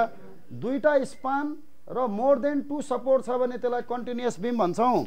अब हेर त, यो स्पानमा मोमेन्ट आउला कि नआउला? स्पानमा मोमेन्ट आउने, स्पानमा पनि मोमेन्ट आउने। यो सपोर्टमा पनि मोमेन्ट आउला कि नआउला? यो सपोर्टमा पनि मोमेन्ट आउने, सपोर्टमा मोमेन्ट आउने। अब सपोर्टमा पनि आउने, स्पानमा पनि मोमेन्ट आयो भने एउटा मात्रै डिरेक्सनमा डन्डी राखेर पुग्छ त? पुग्दैन। स्पानमा पनि मोमेन्ट, सपोर्टमा पनि मोमेन्ट आयो भने नेगेटिभ पोजिटिभ दुईटै मोमेन्ट आउँछ। नेगेटिभ पोजिटिभ दुईटै मोमेन्ट आयो भने डन्डी कहाँ राख्नु पर्यो? तल र माथि। त्यही भएर कन्टिन्युअस बीममा पनि के आउँछ? नेगेटिभ बेन्डिङ मोमेन्ट र पोजिटिभ बेन्डिङ मोमेन्ट। त्यही भएर रिबारलाई कहाँ राख्ने? रिबारलाई टप र बटम दुईटैमा, टप र बटममा। ल अब यति गरेपछि हामी चाहिँ एमसिक्यूको लागि रेडी भइसक्यौँ है। जोन भनेको के हो? बटम भनेको टेन्साइल जोन, टप भनेको के हो? Compressive John. टप र बटम भनेको जोन कतिवटा हुन्छ? जोन दुईटा। टप भनेको स्यागिङ छ भने जहिले पनि के हो? टप। स्यागिङ छ भने टप के हो? कम्प्रेसन। हगिङ छ भने टप के हो? टेन्सन। जोन त दुईटै त हो नि, कि टेन्सन कि कम्प्रेसन। अब टप र बटम भनेको छ भने एउटा टेन्सन एउटा कम्प्रेसन भयो, त्यसमा कन्फ्युजन हुँदैन। सर यो बेन्डिङ मोमेन्टको पोजिटिभ र नेगेटिभ कुन केसमा हुन्छ र? हजुर हजुर। यो पोजिटिभ बेन्डिङ मोमेन्ट र नेगेटिभ बेन्डिङ मोमेन्टमा यो पोजिटिभ नेगेटिभ कुन कस्तो केसमा हुन्छ? ल यहाँ हेर्नु। ल यसरी बीम लाग्यो, हेर्नु त। तपाईले चाहिँ लोडिङ चाहिँ ग्राभिटीको तिर लगाउनु भयो, लोडिङ चाहिँ तलतिर लगाउनु भयो, ग्राभिटीतिर लगाउनु भयो भने पोजिटिभ, तपाईले यसरी लोडिङ लगाउनु भयो भने के हो नेगेटिभ। एजुम त पाइयो, तर यदि हाम्रो लोड कहाँ लाग्छ, मेरो वेट कहाँ लाग्छ, मेरो वेट ग्राभिटीतिर, ग्राभिटीतिर केही कुरा छ भने त्यसले स्यागिङ गर्छ, ढल्काउने भयो नि त। यो बीम छ, अब यसमा हामीले लोड राख्यौँ, लोड कहाँ लाग्छ, ग्राभिटीतिर, यो बीम के हुन्छ यसरी ढल्किन्छ। सोइलको प्रेसर कहाँ लाग्छ, माथितिर, अगेन्स्ट द ग्राभिटी लाग्छ, अनि यो के हुने भयो, सक्यो। ल अब चाहिँ एमसिक्यूमा जाउँ है, योभन्दा डिटेलमा जानु भएन, यो धेरै डिटेल भइसक्यो है, तिमीलाई चाहिने कुरो पढ्नु पर्यो नि त। ल क्वेसन नम्बर 1 मा जाम। The permissible tensile strength of याम 150 भनेको छ, के हुने भयो, फेरि सी भन्दैछन्। यत्रो पढाएर अनि अहिले फेरि सी भन्यो भने अनि यत्रो लेखाएर अनि अप्सन नम्बर क्वेसन नम्बर 1 को एन्सर के हुन्छ, ए यहाँ के सोधेको छ, पर्मिसिबल टेन्साइल स्ट्रेन्थ भनेको यसको कति पर्सेन्ट लिने, 10%। क्वेसन नम्बर 2 के सोधेको छ, पर्मिसिबल टेन्साइल स्ट्रेन्थ याम 300 को कति पर्सेन्ट लिने, 10, कति हुन्छ, 30 kg पर सेन्टिमिटर स्क्वायर। क्वेसन नम्बर 3 के सोधेको छ, कम्प्रेसिभ स्ट्रेन्थ अफ याम 200 भनेको छ। कम्प्रेसिभ स्ट्रेन्थ भन्ने बित्तिकै टेन्साइल हो त, अब होइन। याम 200 दिएको छ भने पहिलो के खोज्नु पर्यो, 200 भन्नेले के जनाउँछ, केजी पर सेन्टिमिटर स्क्वायर। पहिलो प्रायोरिटी केजी पर सेन्टिमिटर स्क्वायरलाई दिनु पर्यो। यहाँ हेर्नु 20, 200, 200, 150, एन्सर कुन हुने भयो, 200 केजी पर सेन्टिमिटर स्क्वायर। अब सेकेन्ड एउटा 20 आयो, अब यसलाई चेन्ज गर्यो भने कति हुन्छ, 200 केजी पर सेन्टिमिटर स्क्वायरलाई न्युटनमा लियो भने कति होला, कति हुन्छ, 20 न्युटन पर एमएम स्क्वायर हुन्छ नि त, होइन। अघि पढेको हो नि त सबै कन्भर्जन गरेर। पहिलो अप्सनमा अप्सन छ 20 छैन। यदि पहिलो क्वेसनमा अप्सन एउटा चाहिँ 200 केजी पर सेन्टिमिटर स्क्वायर छ, अर्को 20 न्युटन पर एमएम स्क्वायर छ र बोथ छैन भने प्रायोरिटी जहिले पनि यसरी दिएको छ भने केमा लगाउनु पर्यो, केजी पर सेन्टिमिटर स्क्वायरलाई। तर अहिले 200 केजी पर सेन्टिमिटर स्क्वायर पनि छ, 200 न्युटन पर एमएम स्क्वायर पनि छ। यदि अप्सन नम्बर डी मा बोथ थिएन भने कुनलाई लगाउनु पर्थ्यो, 200 लाई। अब अप्सन डी मा बोथ लगाएको छ भने यो दुईटै हो कि होइन, यो दुईटै त युनिट कन्भर्जन गरे नि त एउटै हो, त्यही भएर एन्सर के हुने भयो, बोथ। बुझियो। ल अर्को question, for PCC structure carrying lesser load, धेरै लोड क्यारी गर्नमा यो टेन्सन फोर्स आउँछ भनेर हामी मान्न पाइँदैन। त्यही भएर कुनै पनि पिसिसीमा एकदमै थोरो लोड आइराखेको छ भने टेन्साइल स्ट्रेन्थ चाहिँ कम्प्रेसिभको कति पर्सेन्ट लिने, 10%। 10% भनेको कति हो, 0.1। अब अरमा पर्सेन्टेजमा आयो भने B. In simply supported beam rebar are provided, कुन जोन हो, जोन सोधेको छैन, फाइबर भनेको bottom fibre. In cantilever beam rebar are provided, कुन फाइबर, टप फाइबर। अब जोन सोधे भने कुन zone, tensile zone. In fixed beam rebar are provided, top and bottom fibre, option number C. In continuous beam rebar are provided, कुनमा हो, both top and bottom fibre. For construction of slab beam, कुनै पनि slab beam बनाउनु पर्यो, त्यो बेला चाहिँ हाम्रो स्ल्याब बीम भनेको त जनरली हामीले पिसिसी को बनाउँछौँ त, के को बनाउँछौँ, आरसिसी को। यहाँ आरसिसी नभने पनि आफैले आरसिसी हो भने बुझ्नु पर्यो। पिसिसी मा चाहिँ तपाईको कुनै पनि तपाईहरुले चाहिँ के गर्नुभयो, सोलिङ गर्नुभयो, सोलिङ भन्दा माथिको लेयर बनाउनु भयो भने त्यो पिसिसी हो। बीम स्ल्याबहरु सबै के हो, आरसिसी हो। आरसिसी को लागि मिनिमम ग्रेड कति हुने भयो, M20। हजुर हजुर यो 3 नम्बरमा अलि कन्फ्युजन भयो के, M200 र चाहिँ हजुरको M20 हाम्रो यो कम्प्रेसिभ स्ट्रेन्थ त सेम हुन आयो र 20 न्युटन पर एमएम स्क्वायर। अनि यो एउटै, यो फरक हो भनेकै छैन नि, एउटै नै हो M20 र M200 M20 र M200 एउटै हो। 200 भन्ने युनिटले केलाई जनाउँछ? KG per centimetre स्क्वायरलाई। 20 ले के जनाउँछ? न्युटन पर एमएम स्क्वायरलाई। तर अब्जेक्टिभको लागि त के हो यो? फरक होइन त?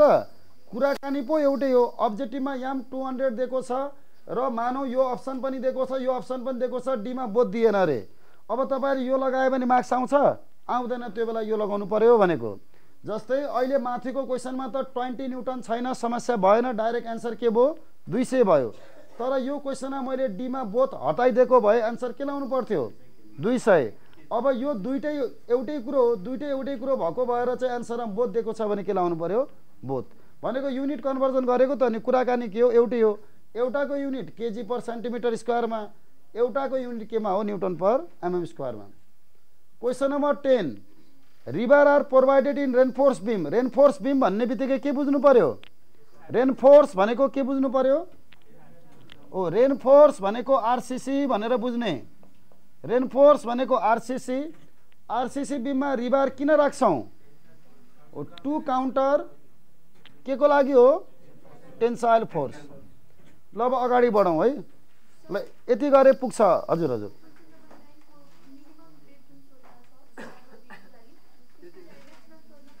म्याक्सिमम सोध्दैन, सोध्ने नै यही क्वेशन हो। यो बुकको क्वेशन हो। अब म्याक्सिमम भनेर सोध्दैन। म्याक्सिमम त जति पनि जान पाइयो नि त। कुन लेभलको स्ट्रक्चर हो, हामी कुन टाइपमा छौं, म्याक्सिमम सोध्न मिलेन। मिनिममबाट सोध्नु पर्यो के? कुनै पनि डिजाइनको कुराहरू, कुनै पनि कन्सिडरेसन सोध्नु पर्यो भने मिनिममबाट सोध्नु पर्छ।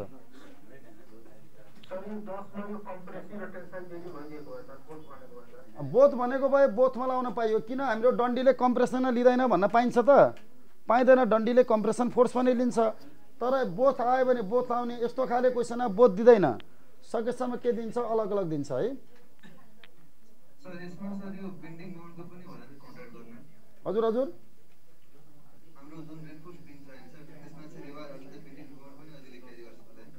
बेन्डिङ मोमेन्ट होइन, बेन्डिङ मोमेन्ट क्यारी गर्दैन कि बेन्डिङ मोमेन्टको कारणले गर्दा हुने डिफ्लेक्सनलाई उसले रोक्छ। त्यही भएर रिबार चाहिँ किन प्रोभाइड गर्ने भन्ने क्वेशनमा बेन्डिङ मोमेन्टलाई काउन्टर गर्न भनेर भनेको छ भने त्यो पनि एन्सर हुन्छ। ल अब अगाडि बढौं।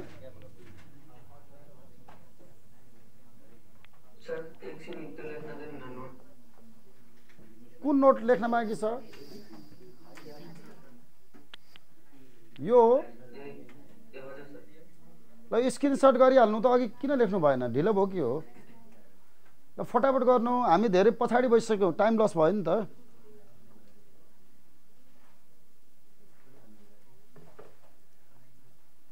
ल स्क्रिनशट गर्नुभयो?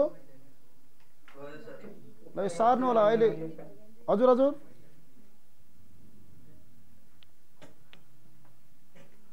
ल लेख्नु डिजाइन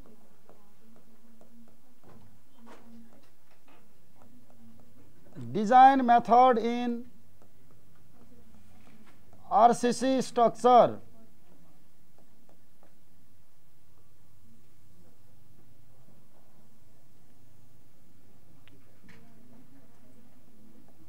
यो चाहिँ एक्जामको लागि इम्पोर्टेन्ट छ है।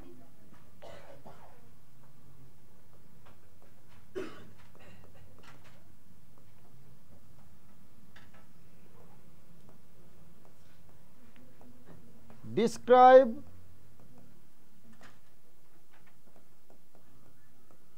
working stress method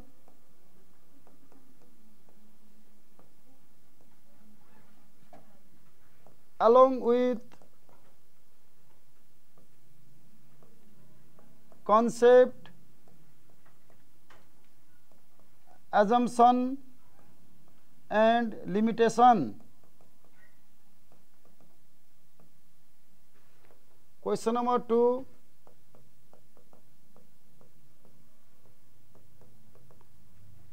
differentiate between working stress method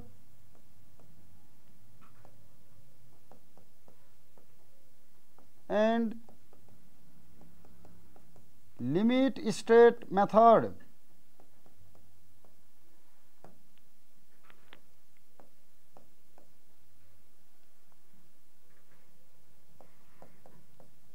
list the limitation of working stress method.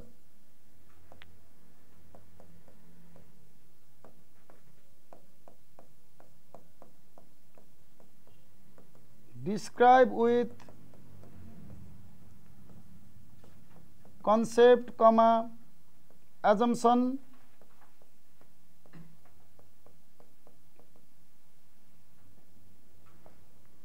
and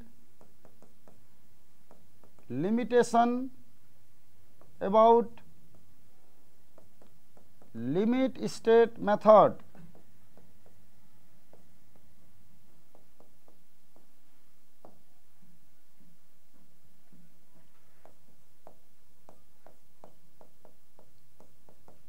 List the states of limit state method.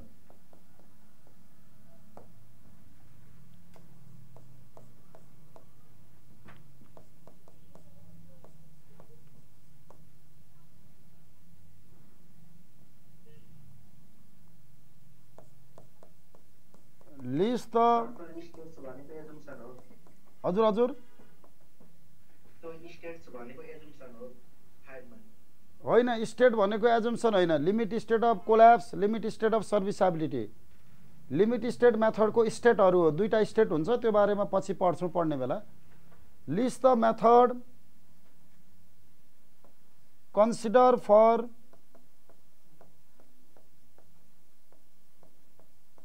Consider for design of RCC structure. Describe all in brief. तपाईहरुलाई यो ल्याङ्ग्वेजमा चाहिँ क्वेशनहरु आउन सक्छ। यो 10 मार्क्समा यो आयो भने चाहिँ 2 to 3 मार्क्स,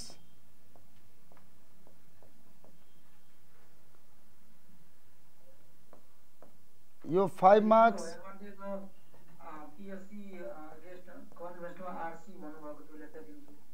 लेखाइदिन्छु, त्यो चाहिँ एडभान्टेजेसहरु त हो नि। तपाईहरुको चाहिँ पीसीसी आरसीसी भन्दा किन पीएससी राम्रो छ भन्ने छ। अब तपाईहरुले त्यो लेख्न सकिहाल्नुहुन्छ न, म 5 वटा पोइन्ट लेखाइदिउँला हैन। अब त्यस्तो क्वेशन आउन त आउँदैन, यहाँ अस्ति सोधेको भएर चाहिँ गराइदिन खोजेको। जस्तै तपाईहरुको प्री स्ट्रेस कङ्क्रिटमा क्र्याकहरु आउँछ आउँदैन, लामो स्पानको लागि राम्रो हुन्छ आरसीसी के हुँदैन, लामो स्पानको लागि राम्रो हुँदैन। ड्युरेबल कुन बढी हुन्छ, पीएससी बढी हुन्छ। अब तपाईहरुको चाहिँ कङ्क्रिट र डन्डी दुईटैको स्ट्रेन्थ कुनमा राम्रो हुन्छ, पीएससी मा। तपाईहरुको रिलायबिलिटी कुनमा बढी हुन्छ, रिलायबल कुन हुने भयो, पीएससी। यस्तै यस्तै पोइन्टहरु लेखेर हामी बनाउँछौं है। म लेखाइदिउँ न, त्यो अहिले बेसिक क्वेशन हो, त्यो कतै लेखौँला अहिले। हजुर हजुर हजुर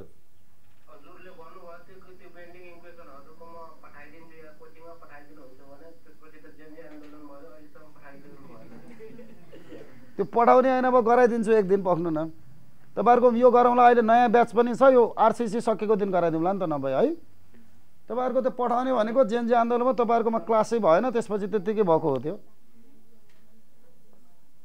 त्यो डेरिभेसन गर्नुपर्छ, तपाईहरुको डेरिभेसन गर्नु होला नि, अहिले पठाएर कामै हुँदैन। अब गरौँला, तपाईहरुको यो कुनै क्लास एक्स्ट्रा मिल्यो भने त्यसमा गरौँला, नभए यो सकेपछि गरौँला, अथवा कुनै दिन एक्स्ट्रा टाइम भयो भने गराउन मिल्यो। ल अब यसरी चाहिँ क्वेशन आउन सक्छ है। तपाईहरुको चाहिँ डिजाइन मेथड इन आरसीसी स्ट्रक्चरबाट चाहिँ यसरी 6 वटा क्वेशनहरु बनाउन मिल्छ। अब यो लिमिटेसन चाहिँ अस्ति कर्णालीतिर पनि सोधेको, त्यही भएर यस्तै यस्तै प्याटर्नमा क्वेशनहरु सोधिराख्छ है। अब हामी पढ्ने बेला चाहिँ डिजाइन मेथडहरु डिटेलमा पढ्छौं। अनि 5 मार्क्समा आयो भने कति लेख्ने, 10 मार्क्समा आयो भने कति लेख्ने भन्ने कुरो अहिले म त्यतै गर्छु। डिफरेन्स बिट्विन चाहिँ हामी के गर्छौं, अलगै लेख्छौं है। क्लियर भयो? यो चाहिँ अब यो 6 वटा क्वेशन गर्नुपर्छ त पर्दैन, किन त्यो 6 वटा क्वेशन मध्ये 5 वटा क्वेशन चाहिँ सबै त्यसभित्र आइहाल्छ। यो डिफरेन्स बिट्विन चाहिँ हामी अलगै गर्छौं है। अब डब्ल्युएसएम को बारेमा सोध्यो भने डब्ल्युएसएम मात्रै लेख्ने, त्यसमा पनि के लेख्ने भनेर म टिक लगाइदिन्छु पढाएर है। ल अब त्यसको बारेमा लेख्दै जाउँ। The design method in RCC structure are as follows. 1 मा वर्किङ स्ट्रेस मेथड, जसलाई हामी सर्टकटमा WSM भनेर भन्छौँ। 2 नम्बरमा अल्टिमेट लोड मेथड, यसलाई चाहिँ हामी ULM भन्छौँ। 3rd मा लिमिट स्टेट मेथड, जसलाई हामी LSM भनेर भन्छौँ। The description of above method are as follows. 1 number working stress method, WSM,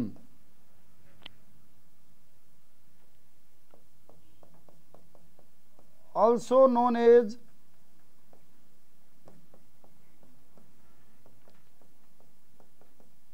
permissible stress method or modular ratio method or elastic method of design.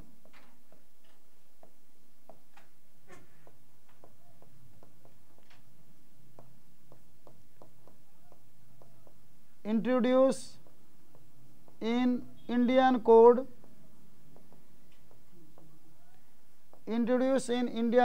from 1900 AD and became popular till 1960 AD. It is stress-based elastic method of design which consider deterministic approach.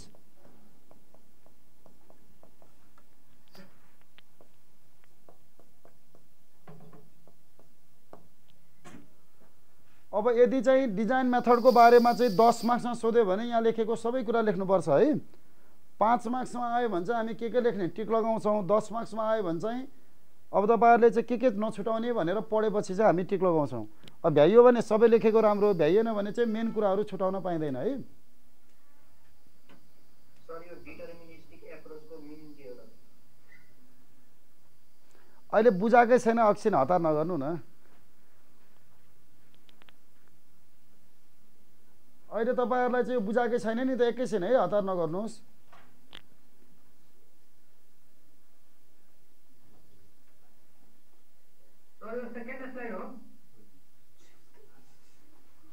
यो second slide होइन, यो तपाईहरुको त्यहाँ मुनि slide देखिदैन, number देखिन्छ त्यहाँ हेर्नु त, बटममा कति छ? 4।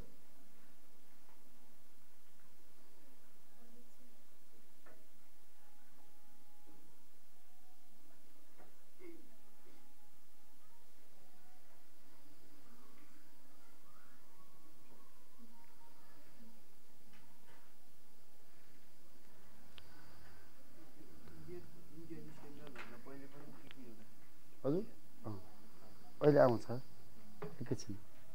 अहिले यहाँ धेरै कुरा गर्नु भएन के, एकैछिन तपाईलाई बुझाउने बेला डिटेलमा बुझाइदिन्छु। यहाँ सबै लेख्न त थाल्यो भने कहाँ लेख्ने पाइन्छ एक्जाममा? मेन कुरा मात्रै एक्जाममा लेख्ने, यो सबै लेख्न थाल्यो भने तिमीहरू लेख्नै पाउँदैन नि। त्यही भएर यो चाहिँ तपाईहरुको 5 मार्क्समा आयो भने हामी चाहिँ 2 पेज जति लेख्नै गाह्रो हुन्छ नि त। तिमीहरूले धेरै लेख्यो, 1.5 पेज लेख्छौ, त्यो 1.5 पेजमा पनि मेन कुरा लेख्ने के। चित्रहरू बनाउनु पर्यो, कर्वहरू बनाउनु पर्यो, एजम्सन लेख्नु पर्यो, लिमिटेसन लेख्नु पर्यो। त्यही भएर अहिले बुझाउने बेला त्यो कुरा भनौँला, यहाँ चाहिँ नलेखाएको है। अब यो सकियो यहाँसम्म। यसको लेखौँ अनि एकैचोटि बुझ्छौँ है। पहिला लेखौँ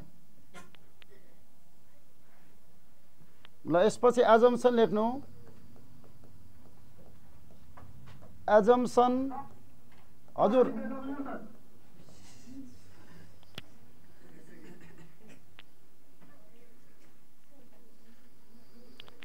म यति धेरै स्लो छु बिदारी। म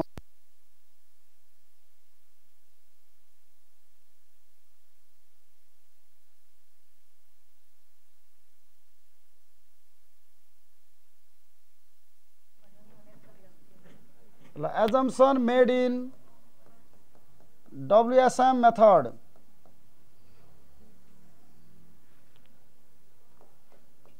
At any cross section of beam, अहिले बुझाएको छैन है, लेख्दै जानु एकैचोटिमा। यो पहिला लेखौँ WSM को बारेमा अनि बुझ्छौँ है। At any cross section of beam, plane section before bending, plane section before bending remains same after bending.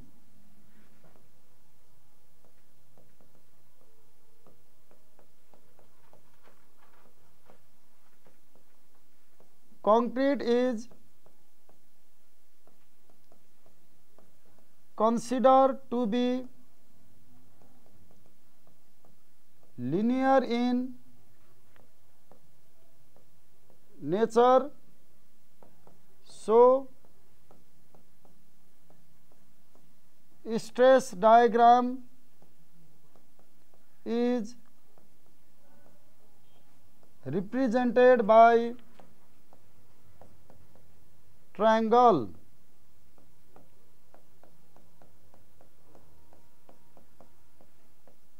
Tensile strength of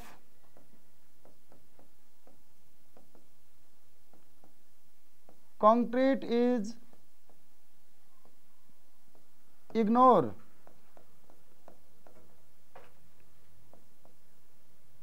Bond between concrete and steel. Bond between concrete and steel is considered as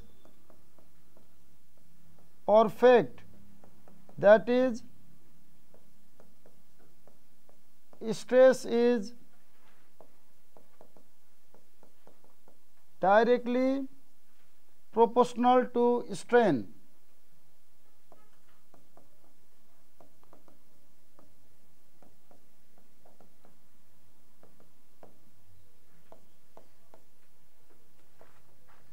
Factor of safety is considered only for material, only for materials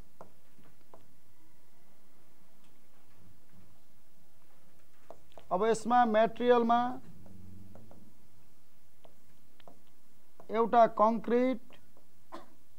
concrete पनि बेन्डिङमा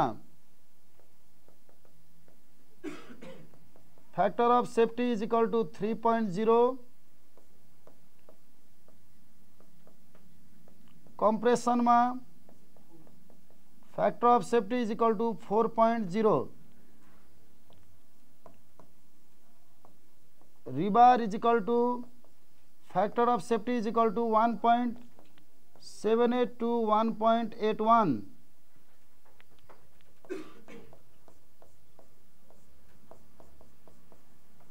Modular ratio YAM is the ratio of modulus of elasticity of two material which is used to convert equivalent section,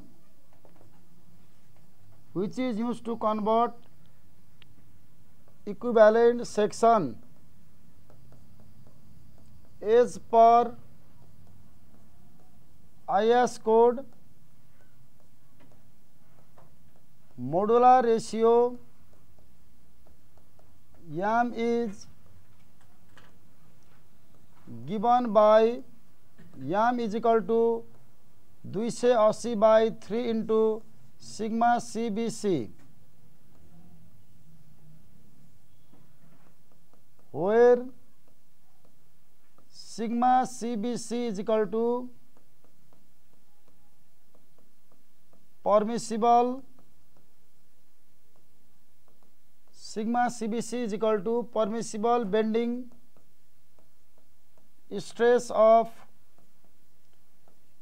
concrete in compression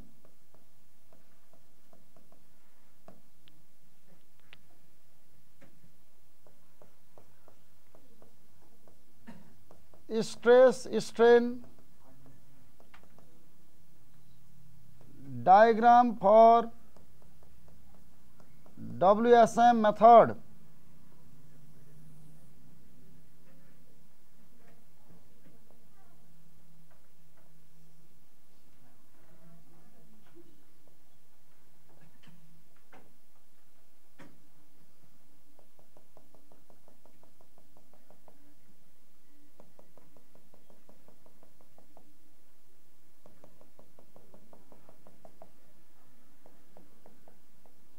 Neutral axis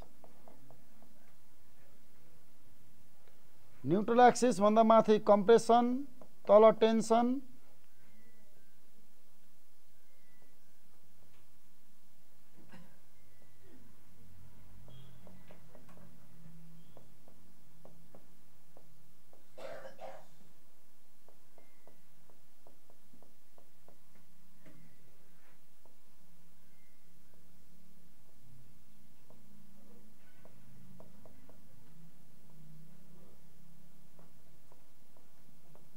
sigma CBC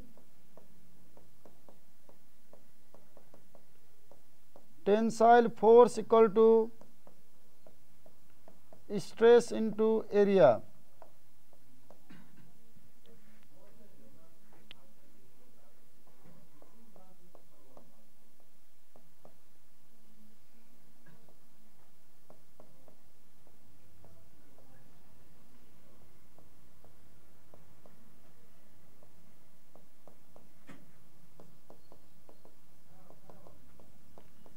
A block of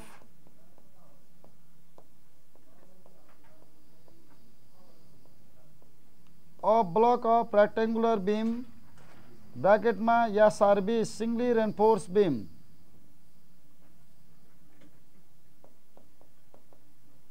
figure strain diagram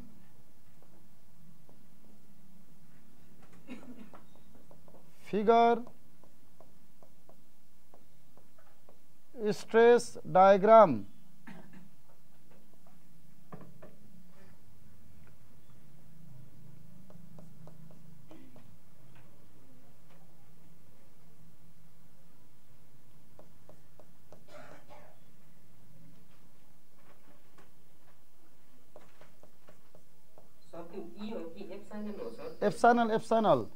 Epsilon C and epsilon S equal to permissible strain in concrete and steel. Sigma CBC equal to permissible bending stress of concrete in compression. B and D equal to width and effective depth of beam capital D is equal to total depth of beam.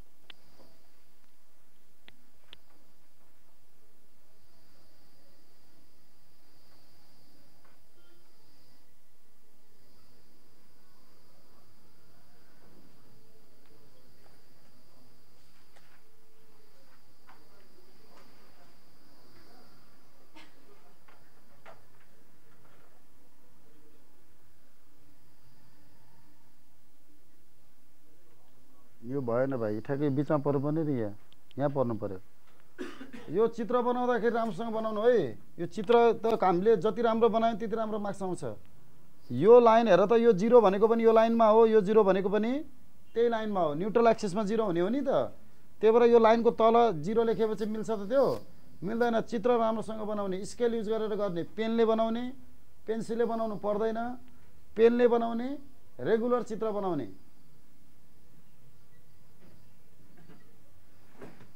किन यो पनि हेर त तलमाथि सानो ठुलो भयो नि त बनाउनु बेला राम्रो बनाउनु पर्यो त्यो बाङ्गोटिङको भइसक्यो स्केल लिएर आउने क्लासमा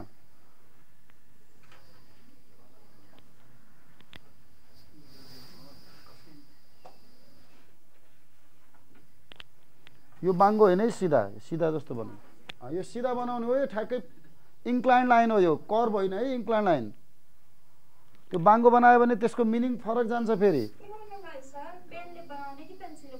पेन्सिलले बनाउने होइन लोकसेवामा सबै कुरो पेन्सिलले नबनाएर पेनले बनाउने पेन्सिलले बनायो भने मेटिन सक्छ नि त तपाईँहरूको 2 महिना 3 महिना पछि कपी चेक भयो मेटियो भन्दा गयो नि त्यही भएर पेन्सिल चाहिँ लाइन तान्नको लागि मात्र युज गर्ने हजुर हजुर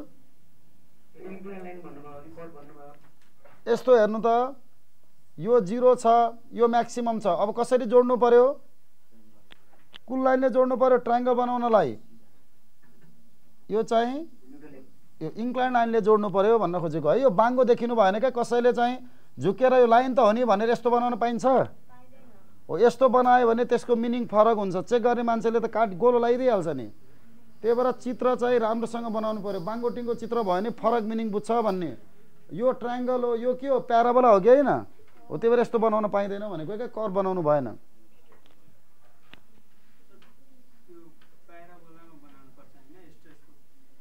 होइन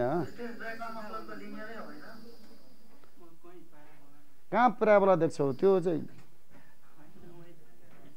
देखा छैन किन यस्तो कन्फ्युजन भएको प्याराबोला हुने भनेको चाहिँ कहाँ हो लिमिट स्टेट मेथडमा हो यस्तो हुन्छ है यस्तो लिमिट स्टेट मेथडमा चाहिँ यति भाग चाहिँ रेक्टेंगल हुन्छ यति भाग प्याराबोला हुन्छ के नन लिनियर भएर अहिले लिनियर छ भने कस्तो लाइन हुन्छ इन्क्लाइन लाइन हुने भयो के त्यही भएर नझुकिने है तपाईहरुले पहिला दिमागमा केही छ भने त्यो सब हटाइदिनु न यहाँ मैले कलेज तपाईहरुले पढेको भन्दा डिटेलमा पढाइदिन्छु किन पहिलाको कुरा सम्झिनु पर्यो अब चाहियो त पहिलाको सम्झिने नै होइन ए हो ठीक छ बुकमा तिमी यालेसम्म कन्फ्युजन भयो क्या यालेसम्म एउटा भाग रेक्टेंगल हुन्छ एउटा के हुन्छ प्याराबोला डिप्लोमातिरको कुराहरू याद नगर्ने अब किनभने त्यो त छोडेर आइसकियो नि अब लोकसेवाको मात्र याद गर्ने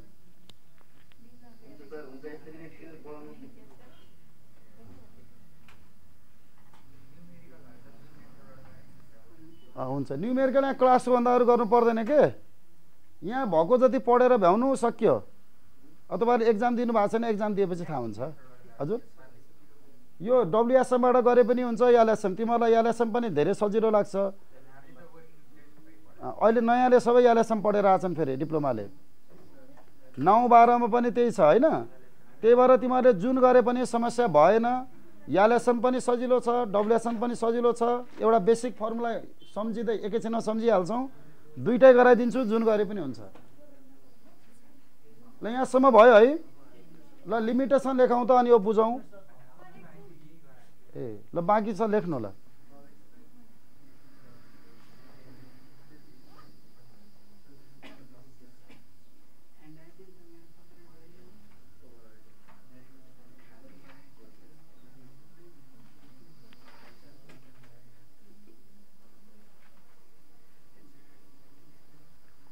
अब यो एक्सप्लेन गर्न आज भ्याउँदैन, त्यही भएर यसको लिमिटेसनसम्म गराइदिन खोजेको है।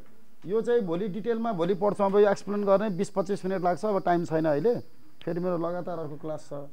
यसको लिमिटेसन लेखिहालौँ, यो डब्लुएसमा त ठ्याक्कै सकिन्छ। अनि भोलि चाहिँ यसको चाहिँ सुरुदेखिको कन्सेप्ट बुझ्दै जान्छौँ है। ल सकियो यो। ल लिमिटेसन लेख्नु त दुईटा point.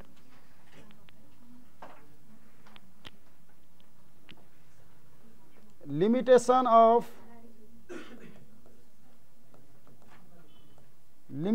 of WSM method.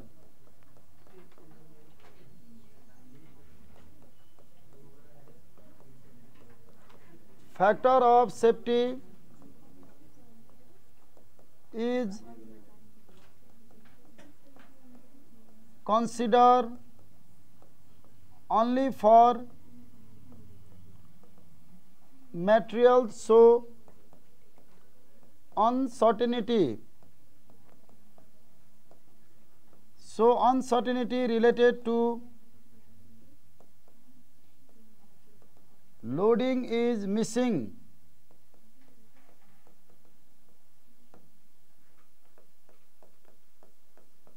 Concrete is considered to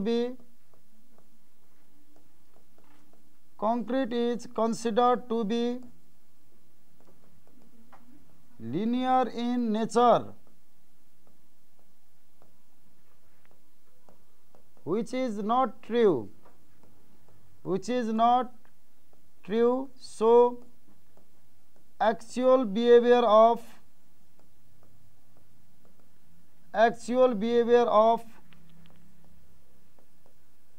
concrete is missing.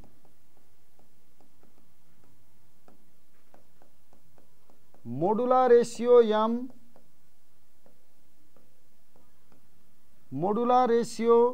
M is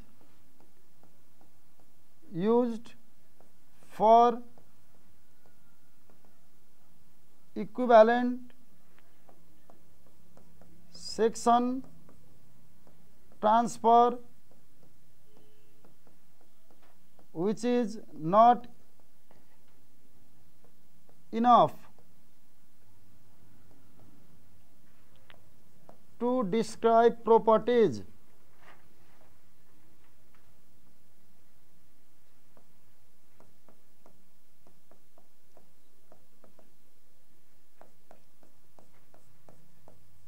Long-term creep and shrinkage are not addressed properly.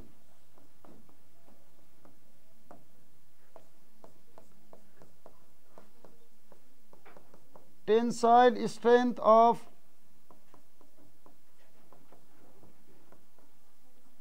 concrete is not considered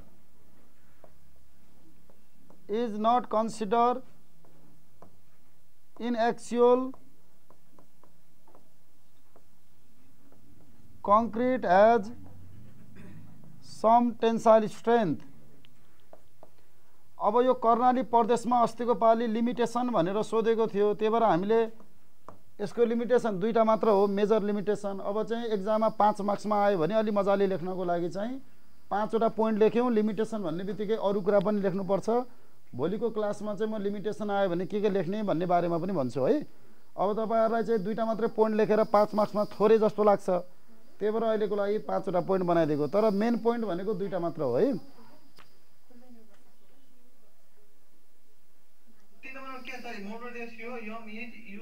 Modular ratio M is used for equivalent section transfer, which is not enough to describe properties of steel भन्ने लेख्नु, which is not enough to describe properties of steel.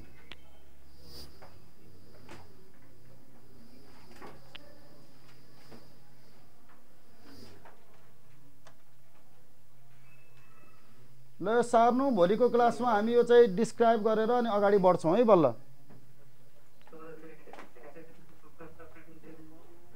के बुझ्नु हजुर हजुर